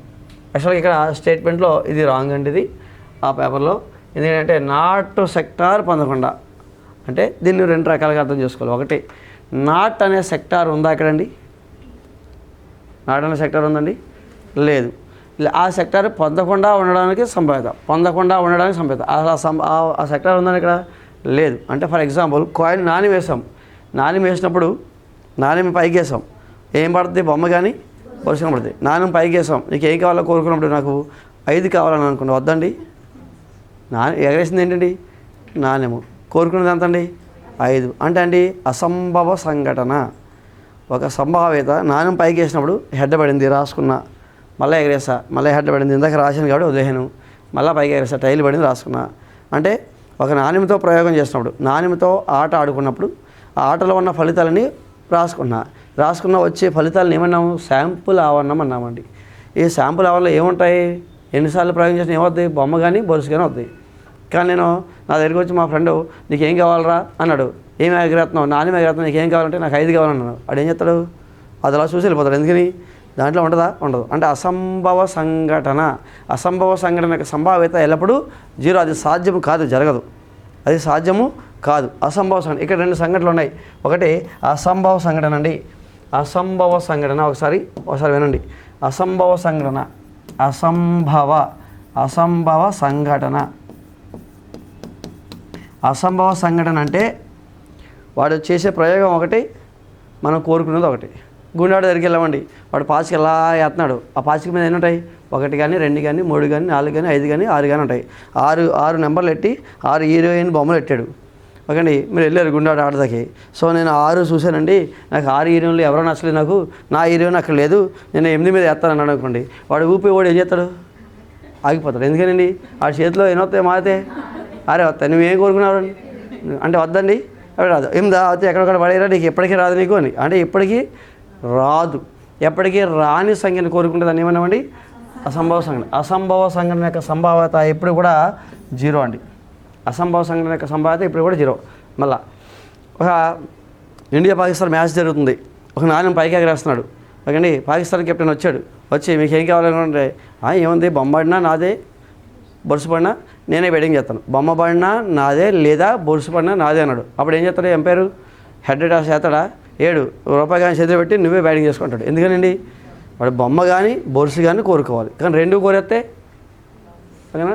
లేదు గుండాడు దగ్గరికి వెళ్ళారు, 100 రూపాయలు చేతితో పట్టుకున్నారు, అడు తిప్పుతున్నాడు, మీ యాంగ్స్ అవుతాడు, ఎత్తావా అంటే నేను ఏది కానీ 1 పడినా నాకే రావాలి, 2 పడినా నాకే ఇవ్వాలి, 3 పడినా నాకే ఇవ్వాలి, 4 పడినా నాకే ఇవ్వాలి, 5 పడినా నాకే ఇవ్వాలి, 6 పడినా నాకే ఇవ్వాలి, నేను అక్కడ ఎట్లా చేతితో పట్టుకున్నాను, ఏది పడినా నాకే ఇవ్వాలనుకోండి, ఆడెత్తాడండి. ఎందుకనండి? ఏది పడినా మీకు డబ్బులు వస్తాయి అంటే అన్ని అవకాశాలు మీరు కోరేసుకున్నారు. అంతే, మీకు ఉన్న అవకాశాలు అన్నీ మీరే కోరేసుకుంటే దాన్ని నిశ్చిత సంఘటన అంటామండి. నిశ్చిత సంఘటన అంటే షూర్ ఈవెంట్ అంటాం. నిశ్చిత సంఘటన సో ఎప్పుడైతే నిశ్చిత సంఘటన కోరుకున్నారో 100% విజయం మీదే. ఎందుకంటే గుండె దగ్గరికి ఎప్పుడైనా అది 1 2 3 4 6 దగ్గరికి వేయకండి, వేయకుండా 100 రూపాయలు చేతిలో పెట్టి ఎక్కడ వచ్చినా నాదే అన్నావు అనుకోండి, అప్పుడు ఏంటండి 100 వస్తాయి రావండి, మీకు వస్తాయి రావండి. ఎందుకంటే మీరు వేయకండి 1 2 6 నెంబర్ దగ్గర ఎక్కడ వేయకండి, చేతితో పట్టుకుని సో 2 బండి నాదేనే, 3 బండి నాదే, 4 బండి నాదే, 5 బండి నాదే, 6 బండి నాదే, 1 బండి నాదే అన్నారు అనుకోండి, అప్పుడు ఏమవుతాయి 100% మీరే కోరుకున్నారు. అంటే విజయం అంతా మీ వైపు ఉండేలాగా మీరు సెట్ చేసుకున్నారు. ఓకే అండి. హెడ్ అండ్ టాస్ చేసేటప్పుడు కూడా పాకిస్తాన్ కెప్టెన్ వచ్చి బొమ్మ పడినా నేనే బ్యాటింగ్ చేస్తాను, బొరుసు పడినా బ్యాటింగ్ నేనే చేస్తాను అన్నాడు. అప్పుడు ఏం చేస్తాడు? హెడ్ అండ్ టాస్ చెయ్యాలా? వేసినా వేస్ట్ కదండి. ఇంకా అప్పుడేమవుతుంది? విజయం అంతా ఎవరి వైపు ఉంటుందండి? పాకిస్తాన్ కెప్టెన్ వైపు ఉంటుంది. కాబట్టి సో అక్కడ యాదృచ్ఛిక ప్రయోగంలో అన్ని ఫలితాలను వాడే కోరిస్తుంటే దాన్ని ఏమంటాం? నిశ్చిత సంఘటన అంటాం. నిశ్చిత సంఘటనకు పర్సంటేజ్ ఎంత అండి అంటే 100% విజయం వాడిది. ఎంత పర్సంటేజ్ అండి? 100%. 100% అంటే 100/100 అంటే ఎంత అండి? 1. సో కాబట్టి అసంభవ సంఘటన యొక్క సంభావ్యత 0, నిశ్చిత సంఘటన యొక్క సంభావ్యత 1. ఇప్పుడు ఇక్కడ ఇన్వర్టెడ్ కామర్స్ పెట్టకూడదు. సో ఏ సెక్టారు పొందకుండా ఉండాలి, ఏ సెక్టార్ పొందకుండా ఉండడం జరగకూడదు అనుకోండి. అంటే ఇక్కడ నాట్ అని పెట్టేసి ఇన్వర్టెడ్ కామర్స్ పెట్టండి. ఏ సెక్టారు పొందకుండా ఉండుట నాట్ అంటే కాదు. ఒకసారి చూడండి ఎందుకని చెప్పంటే ఏ సెక్టారు పొందకుండా ఉండుట జరగకూడదు అంటే ఏ సెక్టారు రాకుండా ఉండడం, ఏ సెక్టారు రాకూడదు అనేది జరగకూడదు. ఓకే, ఒకసారి మళ్ళీ చూడండి. ఏ సెక్టారు రాకుండుట అనేది జరగకూడదు అంటే ఏంటి? అన్ని సెక్టార్లు రావాలి. ఓకే అండి. చూడండి ఒకసారి దీన్ని 2 రకాలుగా అర్థం చేసుకోవచ్చు. వాడేమో 2 ఆప్షన్ ఇచ్చాడు. సో ఏ సెక్టారు రాకూడదు, ఏ సెక్టారు పొందకుండా ఉండుట, ఏ సెక్టారు నాకు రావద్దు అది జరగకూడదు అంటే ఏంటి అర్థమండి? మళ్ళా తెలుగు అర్థం కదా. ఏ సెక్టారు పొందకూడదు, ఏ సెక్టారు నాకు వద్దు అని మీరు అనకూడదు. అప్పుడేంటండి? అన్ని సెక్టార్లు మీవే. ఏ సెక్టారు నాకు వద్దు అని మీరు అనకూడదు, ఏ సెక్టారు నాకు వద్దు అని మీరు అనకూడదు, ఏ సెక్టారు మీకు వద్దు అని అనకూడదు. అప్పుడు ఏమనాలి? అన్ని సెక్టార్లు నాయే. అన్ని సెక్టార్లు నాయే అంటే అప్పుడు ఆన్సర్ ఎంత అవుతుందండి? 1 అవుతుంది. ఓకే అండి. సో కాబట్టి ఇక్కడ అర్థం చేసుకోవాలి నాట్ సెక్టార్ అంటే. లేదు మనం ఇంకోలా అర్థం చేసుకోవచ్చు. ఇక్కడ ఏ అనే సెక్టార్ ఉంది, బి అనే సెక్టార్ ఉంది, సి అనే సెక్టార్ ఉందండి. దీంట్లో నాట్ అనే సెక్టార్ ఉందండి? లేదు. నాట్ సెక్టార్ పొందకుండా ఉండుటకు, నాట్ సెక్టార్ పొందకుండా ఉండేటంటే ఆ సెక్టార్ మనకి పొందకూడదు అని అర్థం. ఓకేండి. సో కాబట్టి నాట్ సెక్టార్ పొందకూడదు అంటే సో ఏ సెక్టార్ పొందాలండి? ఏ కానీ, బి కానీ, సి కానీ పొందాలి. కాబట్టి మొత్తం మీరు నాకు ఏ సెక్టారు వద్దు అని మీరు అనకూడదు అంటే అన్ని సెక్టార్లు మీవే. అన్ని సెక్టార్లు మీవే అయినప్పుడు ఏమవుతుందండి? సో 100% విజయం మీదే అవుతుంది. సో ఇక్కడ అప్పుడు ఆన్సర్ ఎంత అవుతుంది? 1 అవుతుంది. సో దీన్ని ఇంకోలా ఆలోచించవచ్చు. నాట్ అనే సెక్టారు మనకి పొందకుండా ఉండాలి అంటే నాట్ ఉందండి, అది లేదు. అక్కడ లేని దాన్ని కోరుకుంటే మీరు ఏం చేస్తారు? అప్పుడు దాన్ని ఏమంటారు? అసంభవ సంఘటన. అప్పుడు ఆన్సర్ ఎంత అవుతుందండి? 0 అవుతుంది. అంటే ఇక్కడ కాంట్రవర్సీగా ఇచ్చాడు, కానీ మనం అర్థం చేసుకుని 2 రకాలుగా అర్థం చేసుకోవాలి. అక్కడ ఏమంటే 0 లేదా 1 అండి.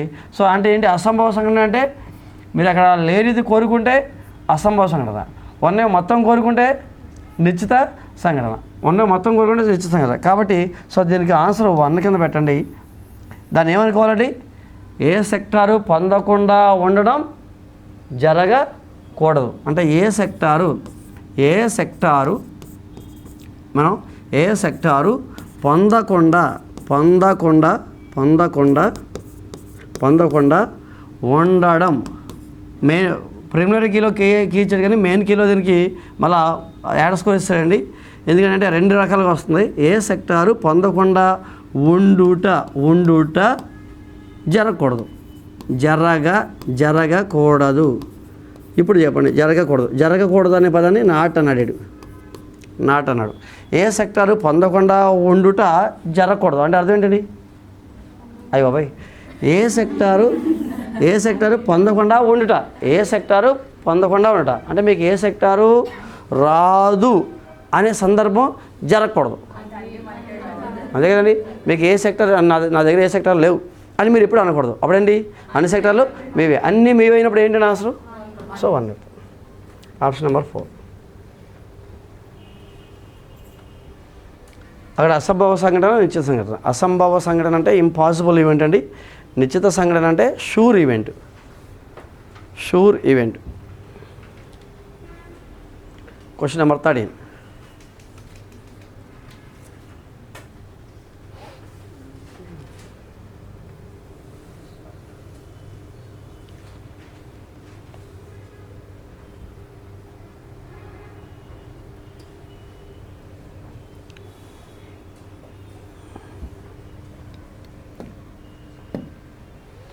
శ్యామ్ ఒక చొక్కాను 30% రుసుముతో కొన్నాడు. ఒకవేళ రుసుము లేకపోతే అతను 480 రూపీస్ అదనంగా చెల్లించవలసి వచ్చేది. అయితే శ్యామ్ చెల్లించిన మొత్తం ఎంత?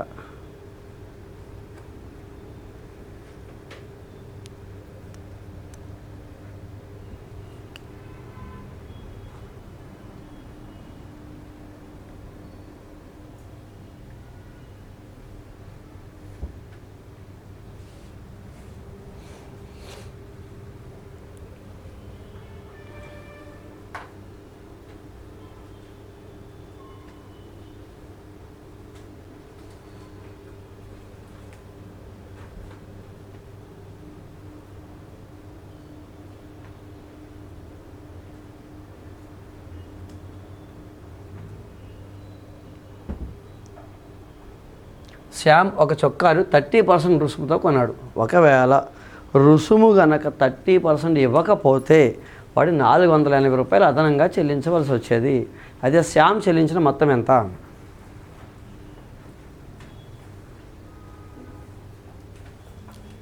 శ్యామ్ని ఒక ఫ్రెండ్ షాపు తీసుకెళ్ళాడండి.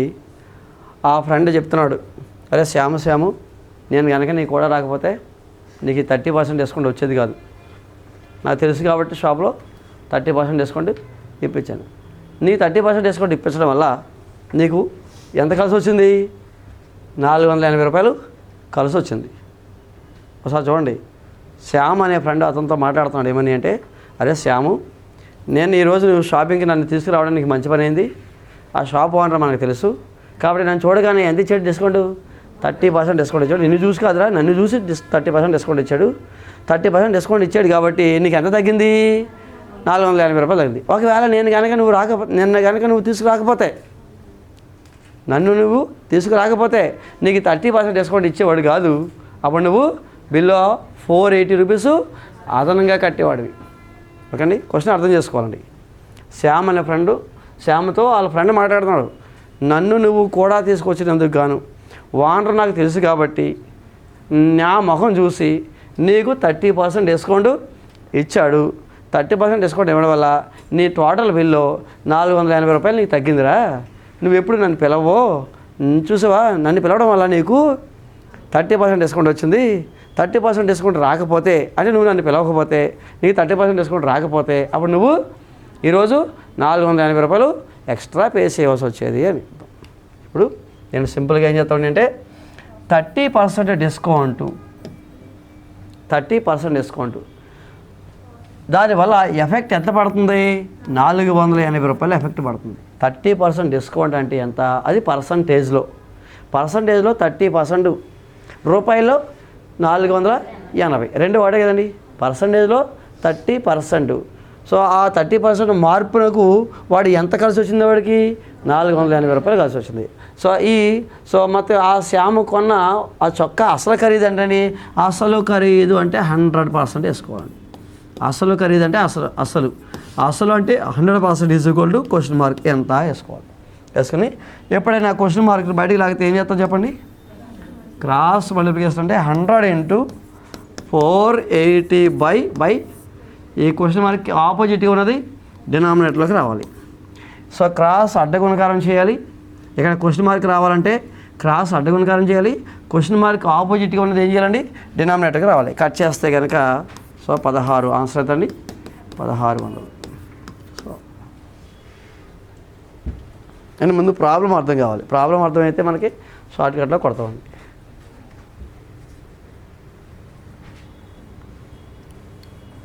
1600 రాయండి. 1600 ఇప్పుడు 1600 1220 రూపాయల 1120 రూపాయలు అండి.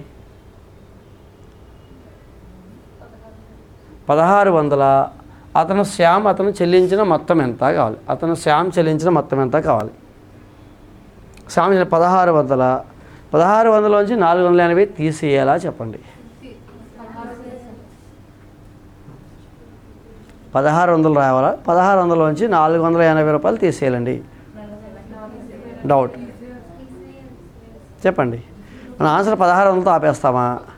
1600లోంచి 480 రూపాయలు తీసేస్తామండి. ఇది అసలు, ఇది ఎవరండి? చొక్కా రేటు అసలు ధర అండి, అసలు ధర. మరి వాడికి ఏంటి, శ్యామ్ ఎంత పే చేస్తాడు? డిస్కౌంట్ పోయిన అమౌంట్ని పే చేస్తాడు. అప్పుడు మనం ఏం చేయాలి? ఇక్కడ ఇది అసలు అని రాసిన, అందుకే ఇది అసలు అండి. 100% అంటే అసలు చొక్కా ధర. అసలు చొక్కా ధర ఎంత అండి? అసలు చొక్కా ధర, అసలు అంటే అసలు షర్ట్ వాల్యూ 1600, ఓకేనండి. మరి అప్పుడు 30% డిస్కౌంట్ పొందాడు కాబట్టి ఎంత అండి? 480 వచ్చింది. ఓకే, ఇప్పుడు అర్థం కావాలి ఏంటంటే 30% డిస్కౌంట్ ఎఫెక్ట్ 480 రూపీస్ మీద పడింది. ఇప్పుడు 100% ఏంటి అసలు ఆ చొక్కా ధర, అసలు ఆ చొక్కా ధర ఎంత అండి? 1600. అసలు ధర 1600. మరి 1600 కడతాడు, డిస్కౌంట్ ఎంత ఇచ్చేయండి? 480. కాబట్టి అతను ఇదేంటి? అసలు అండి, ఇది అసలు ధర, ఇది అసలు ధర అండి, ఇది అసలు ధర. ఇప్పుడు చొక్కా అతను చెల్లించింది కావాలండి. అతను చెల్లించిన మొత్తం అండి, మొత్తం చెల్లించడండి 1600 రూపాయల్లో 480 రూపాయల డిస్కౌంట్ తీసేస్తాడండి. తీసుకెళ్తే ఎంత అండి? 1120 రూపాయలు. సో మనకి 1120 పెడతామా 1600 పెడతామా అనేది ఇక్కడ డౌట్ అండి. కాబట్టి వాడు స్టార్టింగ్లో 1600 పెట్టి వదిలేసాడు. ఎందుకంటే మనం దేన్ని పెడతామండి? 1600 పెడతాం ఫస్ట్. కాబట్టి 1600 కాదు, 1600 ఏంటంటే 100% అంటే అసలు అండి. 100% అంటే అసలు. ఆ అసలు అంటే ఏంటి? అసలు చొక్కా ధర ఎంత వచ్చిందండి మనకి అంటే 1600 అవ్వాలి. మరి చొక్కా ధర 1600 పే చేసేస్తాడా? పే చేయడుగా. వాళ్ళ ఫ్రెండ్ రావడం వల్ల వీడికి ఏమొచ్చింది? డిస్కౌంట్ వచ్చింది. అంటే 1600 ఎంత తీసేసి అతను ఎంత పే చేస్తాడు? 1120 రూపాయలు వేస్తాడు. ఈ క్వశ్చన్ ఏమి అడిగాడు? శ్యామ్ చెల్లించింది అడిగాడు, చొక్కా ధర అడగలే. చొక్కా ధర అడిగితే 1600, చెల్లించింది అడిగితే 1600లోంచి 480 తగ్గించి 1120 రూపాయలు పే చేయాలి. సో కాబట్టి మనం ఆన్సర్ ఏం చేస్తామంటే 1120. Next question number 14. 100 మీటర్లు 75 సెంటీమీటర్లు ఈజ్ డివైడెడ్ బై 25 అన్నాడు. అంతే, డివైడెడ్ బై 25 అన్నాడు. దీన్ని ఎలా విడగొడతామని అంటే 100 మీటర్లు ప్లస్ 75 సెంటీమీటర్లు బై 25. మీటర్లను సెంటీమీటర్లను సపరేట్ చేయండి. 100 మీటర్లు ప్లస్ 75 సెంటీమీటర్లు. సో సపరేట్ చేశాక 100 మీటర్లు బై 25. సో మళ్ళా న్యూమరేటర్ని డినామినేటర్ని సపరేట్ చేయండి. ఎలాగా? A plus B by C ఉంటే ఏమవుతామండి?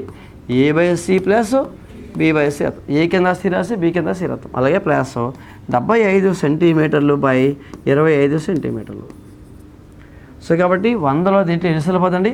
4 మీటర్లు ప్లస్ 20 దీంట్లో ఎన్ని సరిపోతుందండి? 3 సెంటీమీటర్లు. అప్పుడు ఎంత అవుతుంది చెప్పండి? 4 మీటర్ల 3 సెంటీమీటర్లు. 4 మీటర్ల 3 సెంటీమీటర్లు. 4.3 అవుతుంది. 4.3 75 సెంటీమీటర్లు అండి. 75 సెంటీమీటర్లు అంటే ఎంత అవుతుంది మనకి? 75లో 3వ వంతు అండి, అంటే 3 సెంటీమీటర్లు అండి.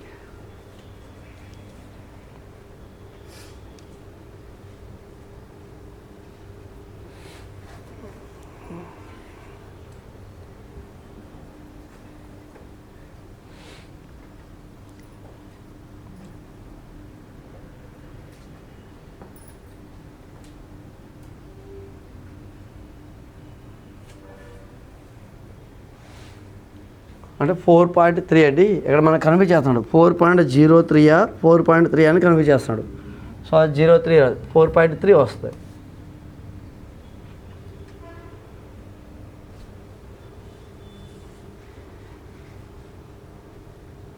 ఎంత అండి? అంటే మనం ఇక్కడ రాసేటప్పుడు మూడు ఇక్కడ మనకి జనరల్గా అయితే ఒకసారి ఇక్కడ చిన్న లాజిక్ ఉంది, మళ్ళీ అదొకటి మాట్లాడుకోవాలి. ఏంటంటే మనం ఏం రాసామండి మ్యాటర్లో 4 మీటర్ల. ఇప్పుడు నాకు ఒకసారి చెప్పండి, ఇక్కడ రాసేటప్పుడు ఇక్కడ ఏం రాస్తాం చెప్పండి, 4 మీటర్ల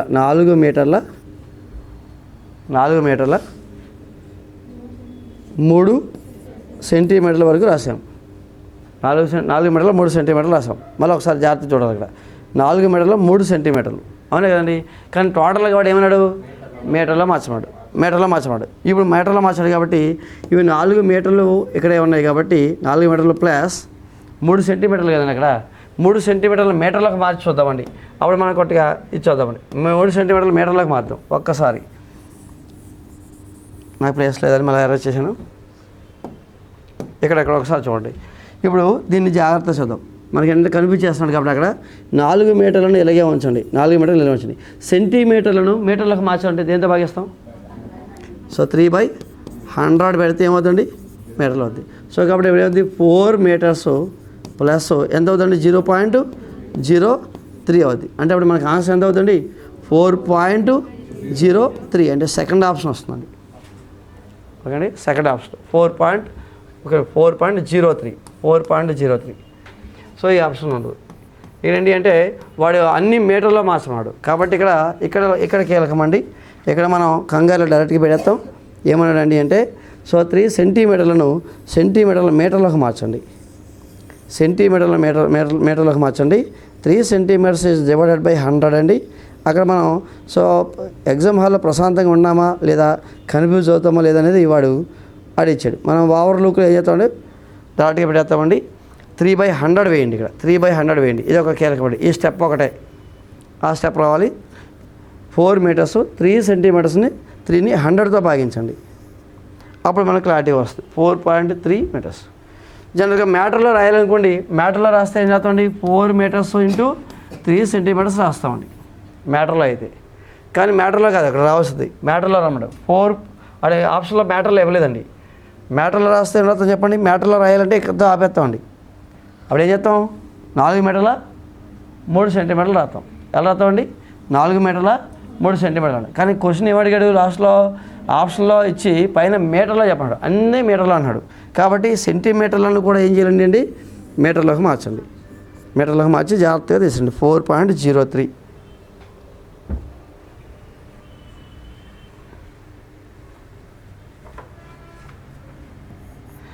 సో అందుకే ఇక్కడ ఎంతసేపు ఎందుకు కాదంటే జనరల్గా ఇది మనం ఇలా రాస్తున్నాం అనుకోండి, 4 మీటర్స్ 3 ఎంత వచ్చిందండి ఇక్కడ మనకి, 4 మీటర్స్ 3 సెంటీమీటర్స్. ఓవర్ లుక్లో మనం ఏం చేస్తాం చెప్పండి, 4.3 అంటాం. అవునా కదండి, 4.3 అంటాం. కానీ వాడు ఇక్కడ తెలుగు ఏం చేయడు, మీటర్లో చెప్పన్నాడు, బ్రాకెట్లో ఆప్షన్లో కనిపించేశాడు. ఈ రెండింటి మధ్య కనిపించేశాడు. సో ఈ రెండింటి మధ్య కనిపించేటప్పుడు క్లారిటీగా వెళ్ళాలంటే అంటే ఈ రెండింటిలో ఏది అనేది మన క్లారిటీగా వెళ్ళాలంటే సో ఏం చేయాలి, 4 మీటర్స్ నుంచి 3 సెంటీమీటర్స్ని ఏం చేస్తామని అంటే మీటర్లో కన్వర్ట్ చేయండి. సెంటీమీటర్లను మీటర్లో కన్వర్ట్ చేయాలంటే బై 100 వేస్తాం. అప్పుడు 0.03 వద్ద అప్పుడు 4.03 వస్తుంది. Question number 15. ఒక క్రమ దశభుజి యొక్క కర్ణాల సంఖ్య.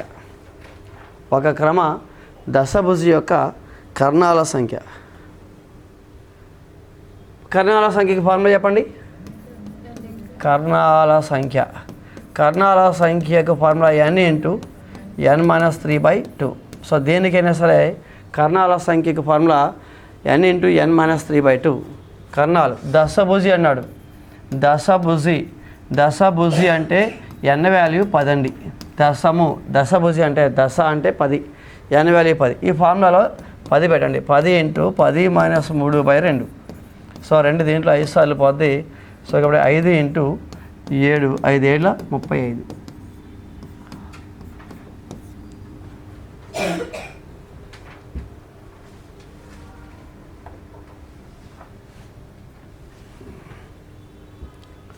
Option number 4 35. n into n - 3/2. So n అంటే ఇక్కడ n అంటే భుజాల సంఖ్య అండి. దశభుజి కాబట్టి n వాల్యూ 10 పెట్టండి. దశభుజి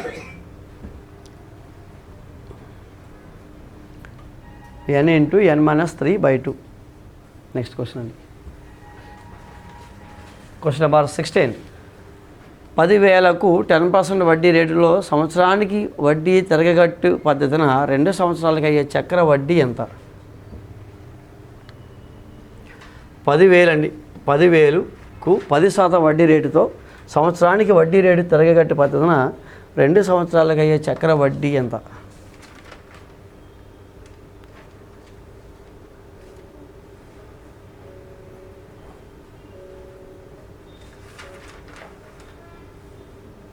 10,000కు 10% వడ్డీ రేటుతో.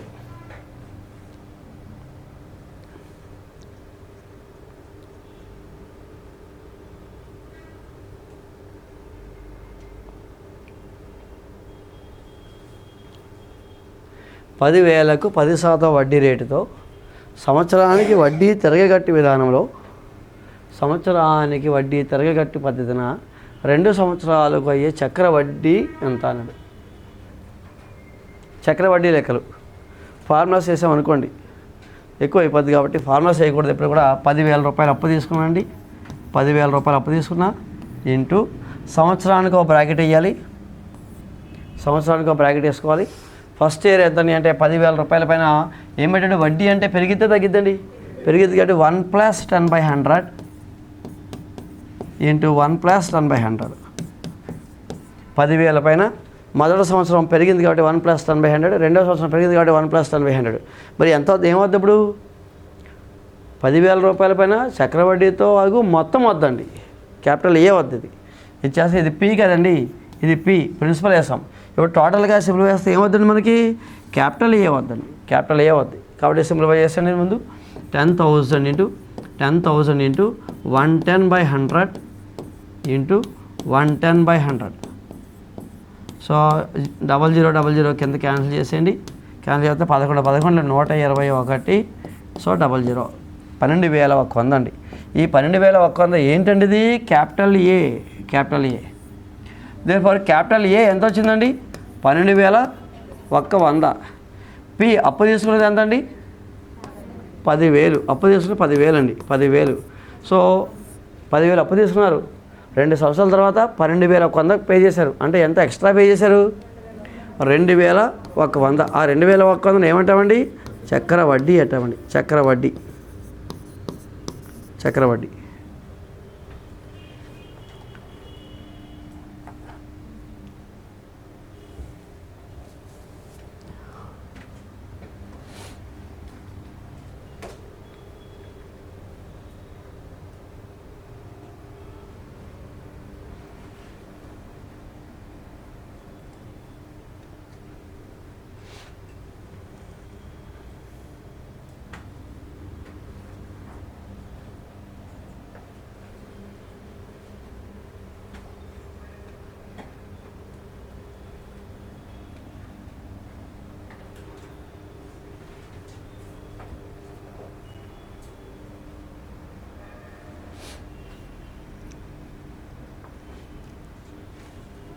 రోజుకి ఎన్ని లెక్కలు అవుతున్నాయని లెక్కేకండి.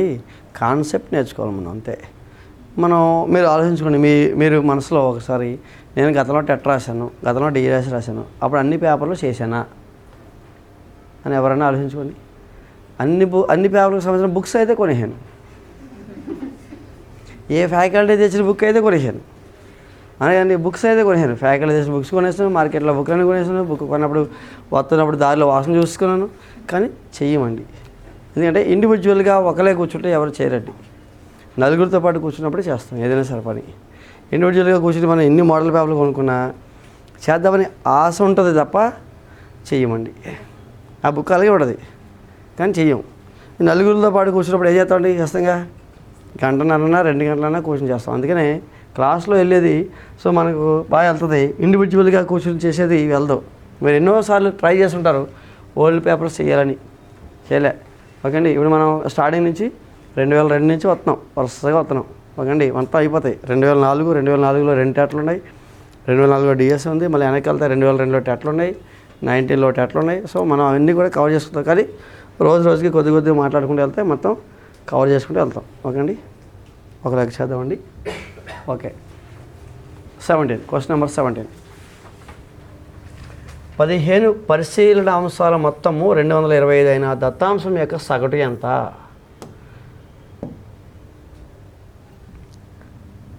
సగటు అడిగాడండి. సగటు అంటే రాసుల మొత్తము బై రాసుల సంఖ్య.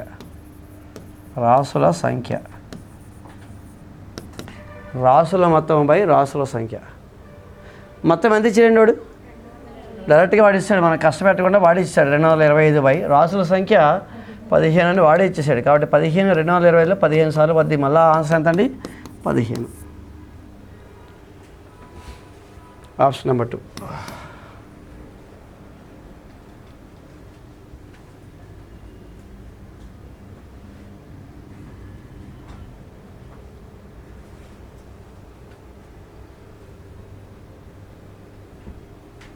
ఓకే అండి, టైం అయినట్టుంది.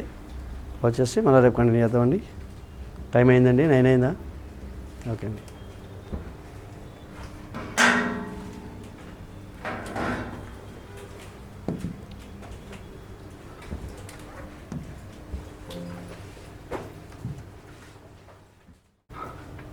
ఓకే అండి, క్వశ్చన్ నెంబర్ 17 వరకు అయిందండి.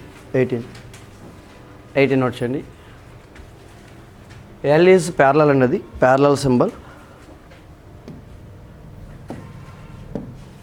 సో ఎల్ ఈజ్ ప్యారలల్ అండి, అది ప్యారలల్ సింబల్, అది ప్యారలల్. ఎల్ ఈజ్ ప్యారలల్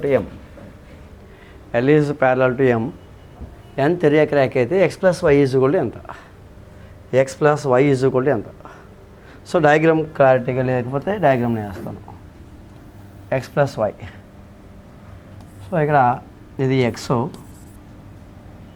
ఇది 80, ఇది y. x + y. ఓకే, ఎక్కడ ఇచ్చాడు y అండి? y బయట ఇచ్చాడు. ఓకే, ఇక్కడ ఇవ్వలేదండి y. ఓకే, ఇటువైపు ఇచ్చాడండి.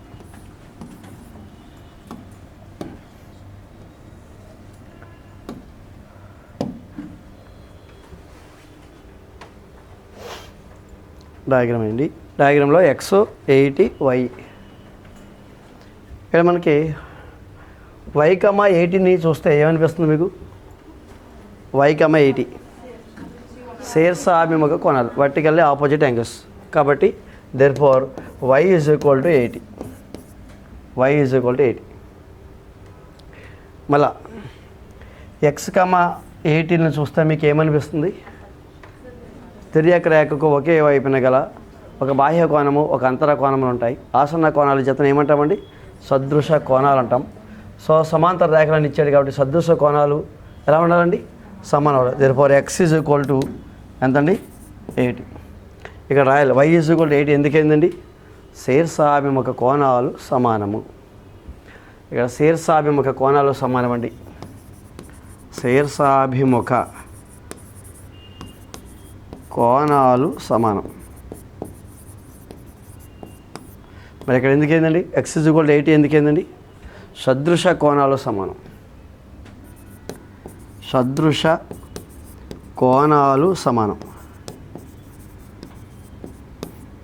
సో టోటల్ చేసేయండి.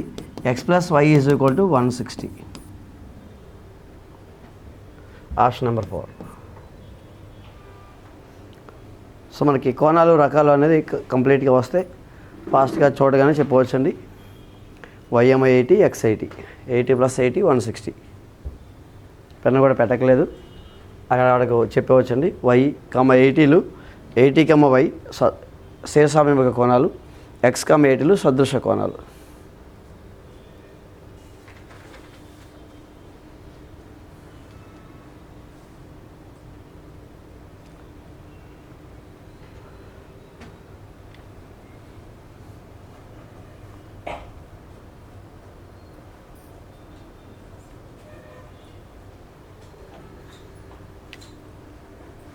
Question number 19. -3 whole power m plus 1 into -3 whole power m minus 1 is equal to -3 whole power -3m plus 5 అయితే m విలువ ఎంత? -3 whole power -3 whole power m plus 1 into -3 whole power m minus 1 is equal to -3 whole power -3m plus 5.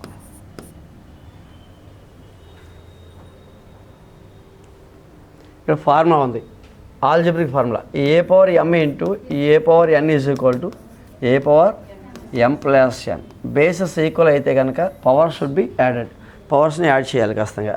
So -3 whole power m plus 1 plus m minus 1. So ఈ రెండింటిని add చేయండి, m plus 1 m minus 1, that is equal to -3 whole power -3m plus 5. So అక్కడ -1 plus 1 cancel. So -3 whole power 2m is equal to -3 whole power -3m plus 5. Now -3 cancel, that is equal to 2m is equal to -3m plus 5. So ఇక్కడ మనకి -3m add తీసుకెళ్ళండి. 2m plus 3m is equal to 5. Therefore 5m is equal to 5. m is equal to 5 to the power of 5 by 5 is equal to 1. Therefore m is equal to 1. Option 3.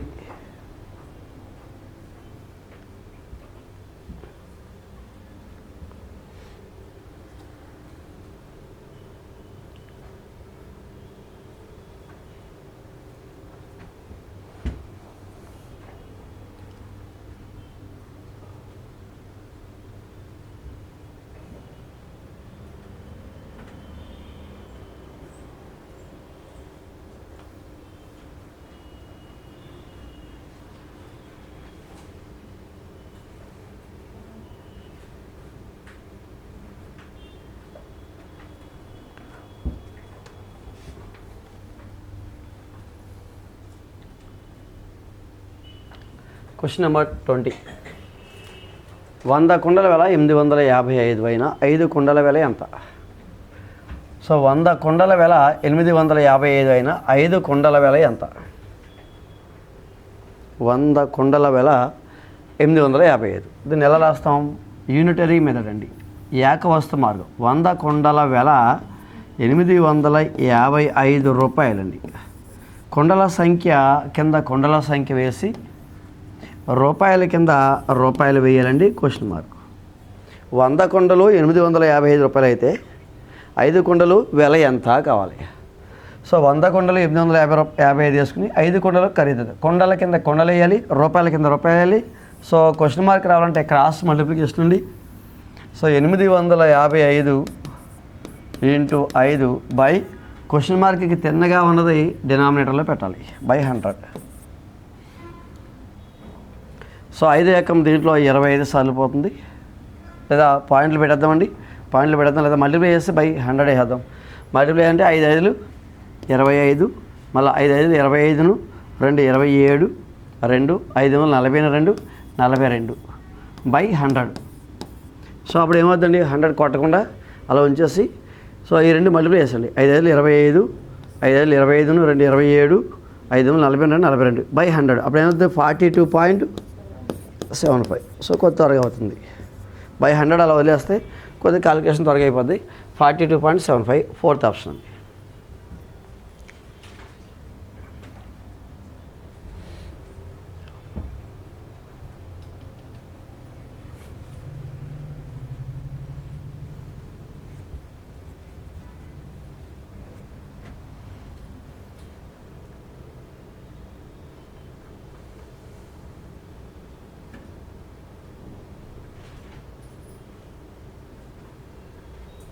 Question number 21. కసాగా అడిగాడండి. 7, 49, 343ల కసాగు ఎంత అన్నాడు. లా కసాగు మీకు తెలుసు కాబట్టి చేసేయండి. కసాగు 7, 49, 343ల కసాగు 7, 49, 343, 7, 49, 343, 7, 649 343 ఇలా సాగు ఎంత?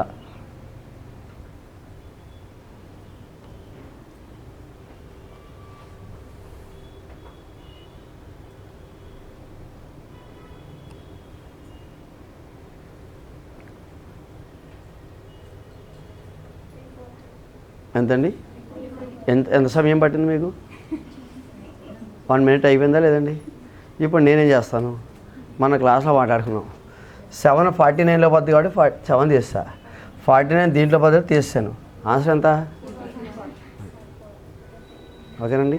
So ఇక్కడ మనం సేవ్ చేసుకోవాలి, ఫ్రాక్షన్ ఆఫ్ సెకండ్స్ని సేవ్ చేసుకోవాలని ఆ స్టార్టింగ్లో ఎల్సిఎం స్టార్టింగ్లో ఫస్ట్ 2 ప్రాబ్లమ్స్ అదే చెప్పాను. దత్తాంశంలో ఏదైనా ఒక రాశి మరి ఎక్కడైనా క్యాన్సిల్ అయిపోతూ ఉంటే ఆ చిన్న రాశిని క్యాన్సిల్ చేసేయాలి. మరొక రాశి మళ్ళీ దత్తాంశంలో మిగిలిన రాశిలో అయిపోతుంటే దాన్ని క్యాన్సిల్ చేసేయాలి. ఇప్పుడు ఏం చేశాను నేను, మీరు అంతా డివిజన్ మెథడ్ చేసుకుంటే లేరు, అందరూ చేశారు, దీంట్లో ఎవరు కాదు, అందరూ డివిజన్ పెట్టారు, నేను డివిజన్ చేయలేదు. అందుకే నేను మీకు చేయమని ఎందుకు ఇచ్చాను, మీరు అందరూ డివిజన్ చేస్తారని. డివిజన్ చేయడానికి మీకు నాకు అప్పుడు గ్యాప్ ఎంత అవుతుంది, 1/2 నిమిషం గ్యాప్ అవుతుంది. 1/2 నిమిషం లాస్ట్లో కాపాడుతుంది. కాబట్టి 7 దీంట్లో పోతుంది కాబట్టి ఇది కొట్టి 7 కొట్టేస్తారు. 7 అనేది 49లో మనం ఏం చేస్తాము, 7 49 343. 7 అనేది దీంట్లో పోతుంది కాబట్టి చిన్నదాన్ని కొట్టండి, 49 దీంట్లో పోతుంది చిన్నదాన్ని కొట్టండి, సరిపోతుంది. అప్పుడు మిగిలిపోయింది ఆన్సర్. సో 343 ఇదే ఆలస్యం. మీకు డివిజన్ చేసినా అదే వద్ది, మీకు నాకు గ్యాప్ టైం గ్యాప్ వద్ది. అయ్యో, నెక్స్ట్ క్వశ్చన్. ఒక కుంభాకార బహుభుజి యొక్క అంతర కోణాల మొత్తం అండి.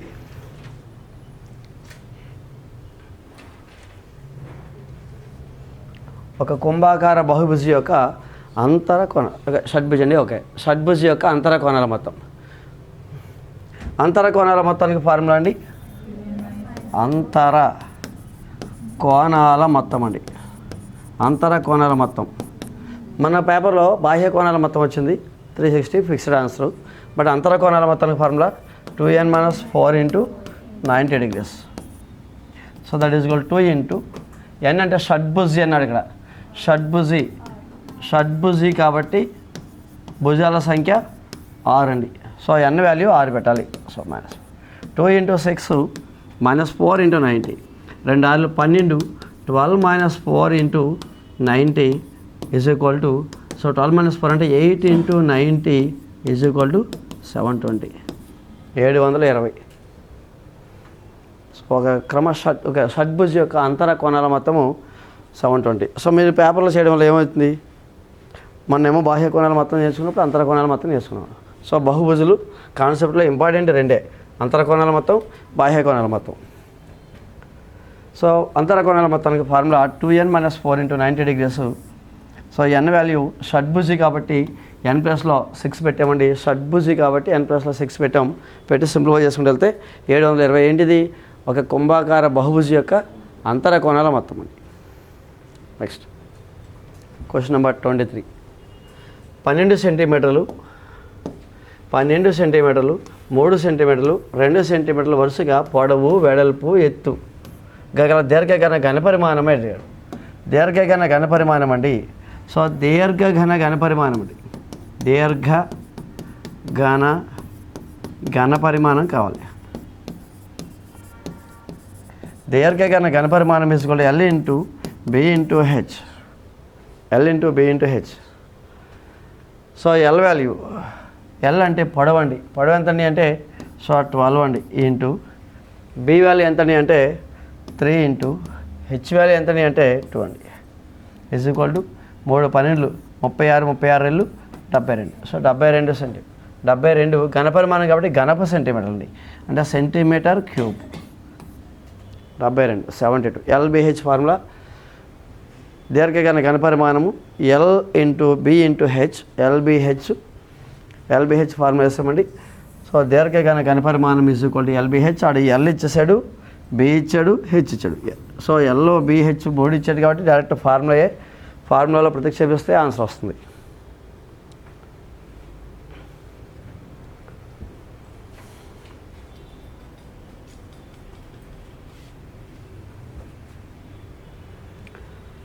Question number 24. P cube Q - P Q minus PQ is divided by PQ. That is equal to is divided by PQ అండి. P cube Q by PQ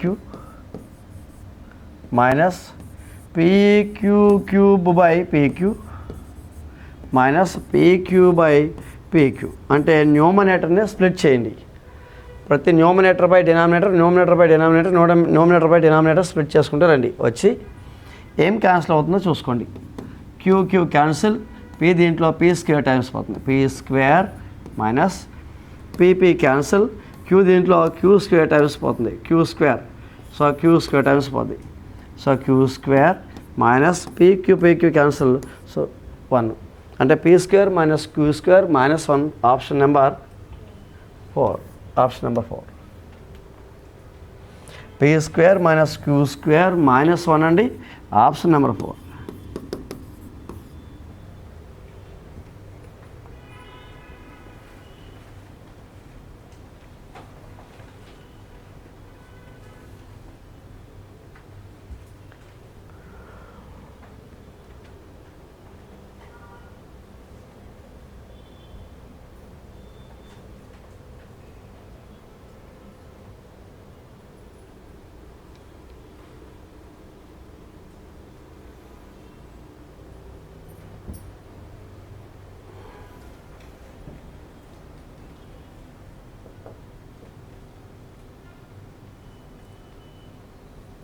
so next paper అండి.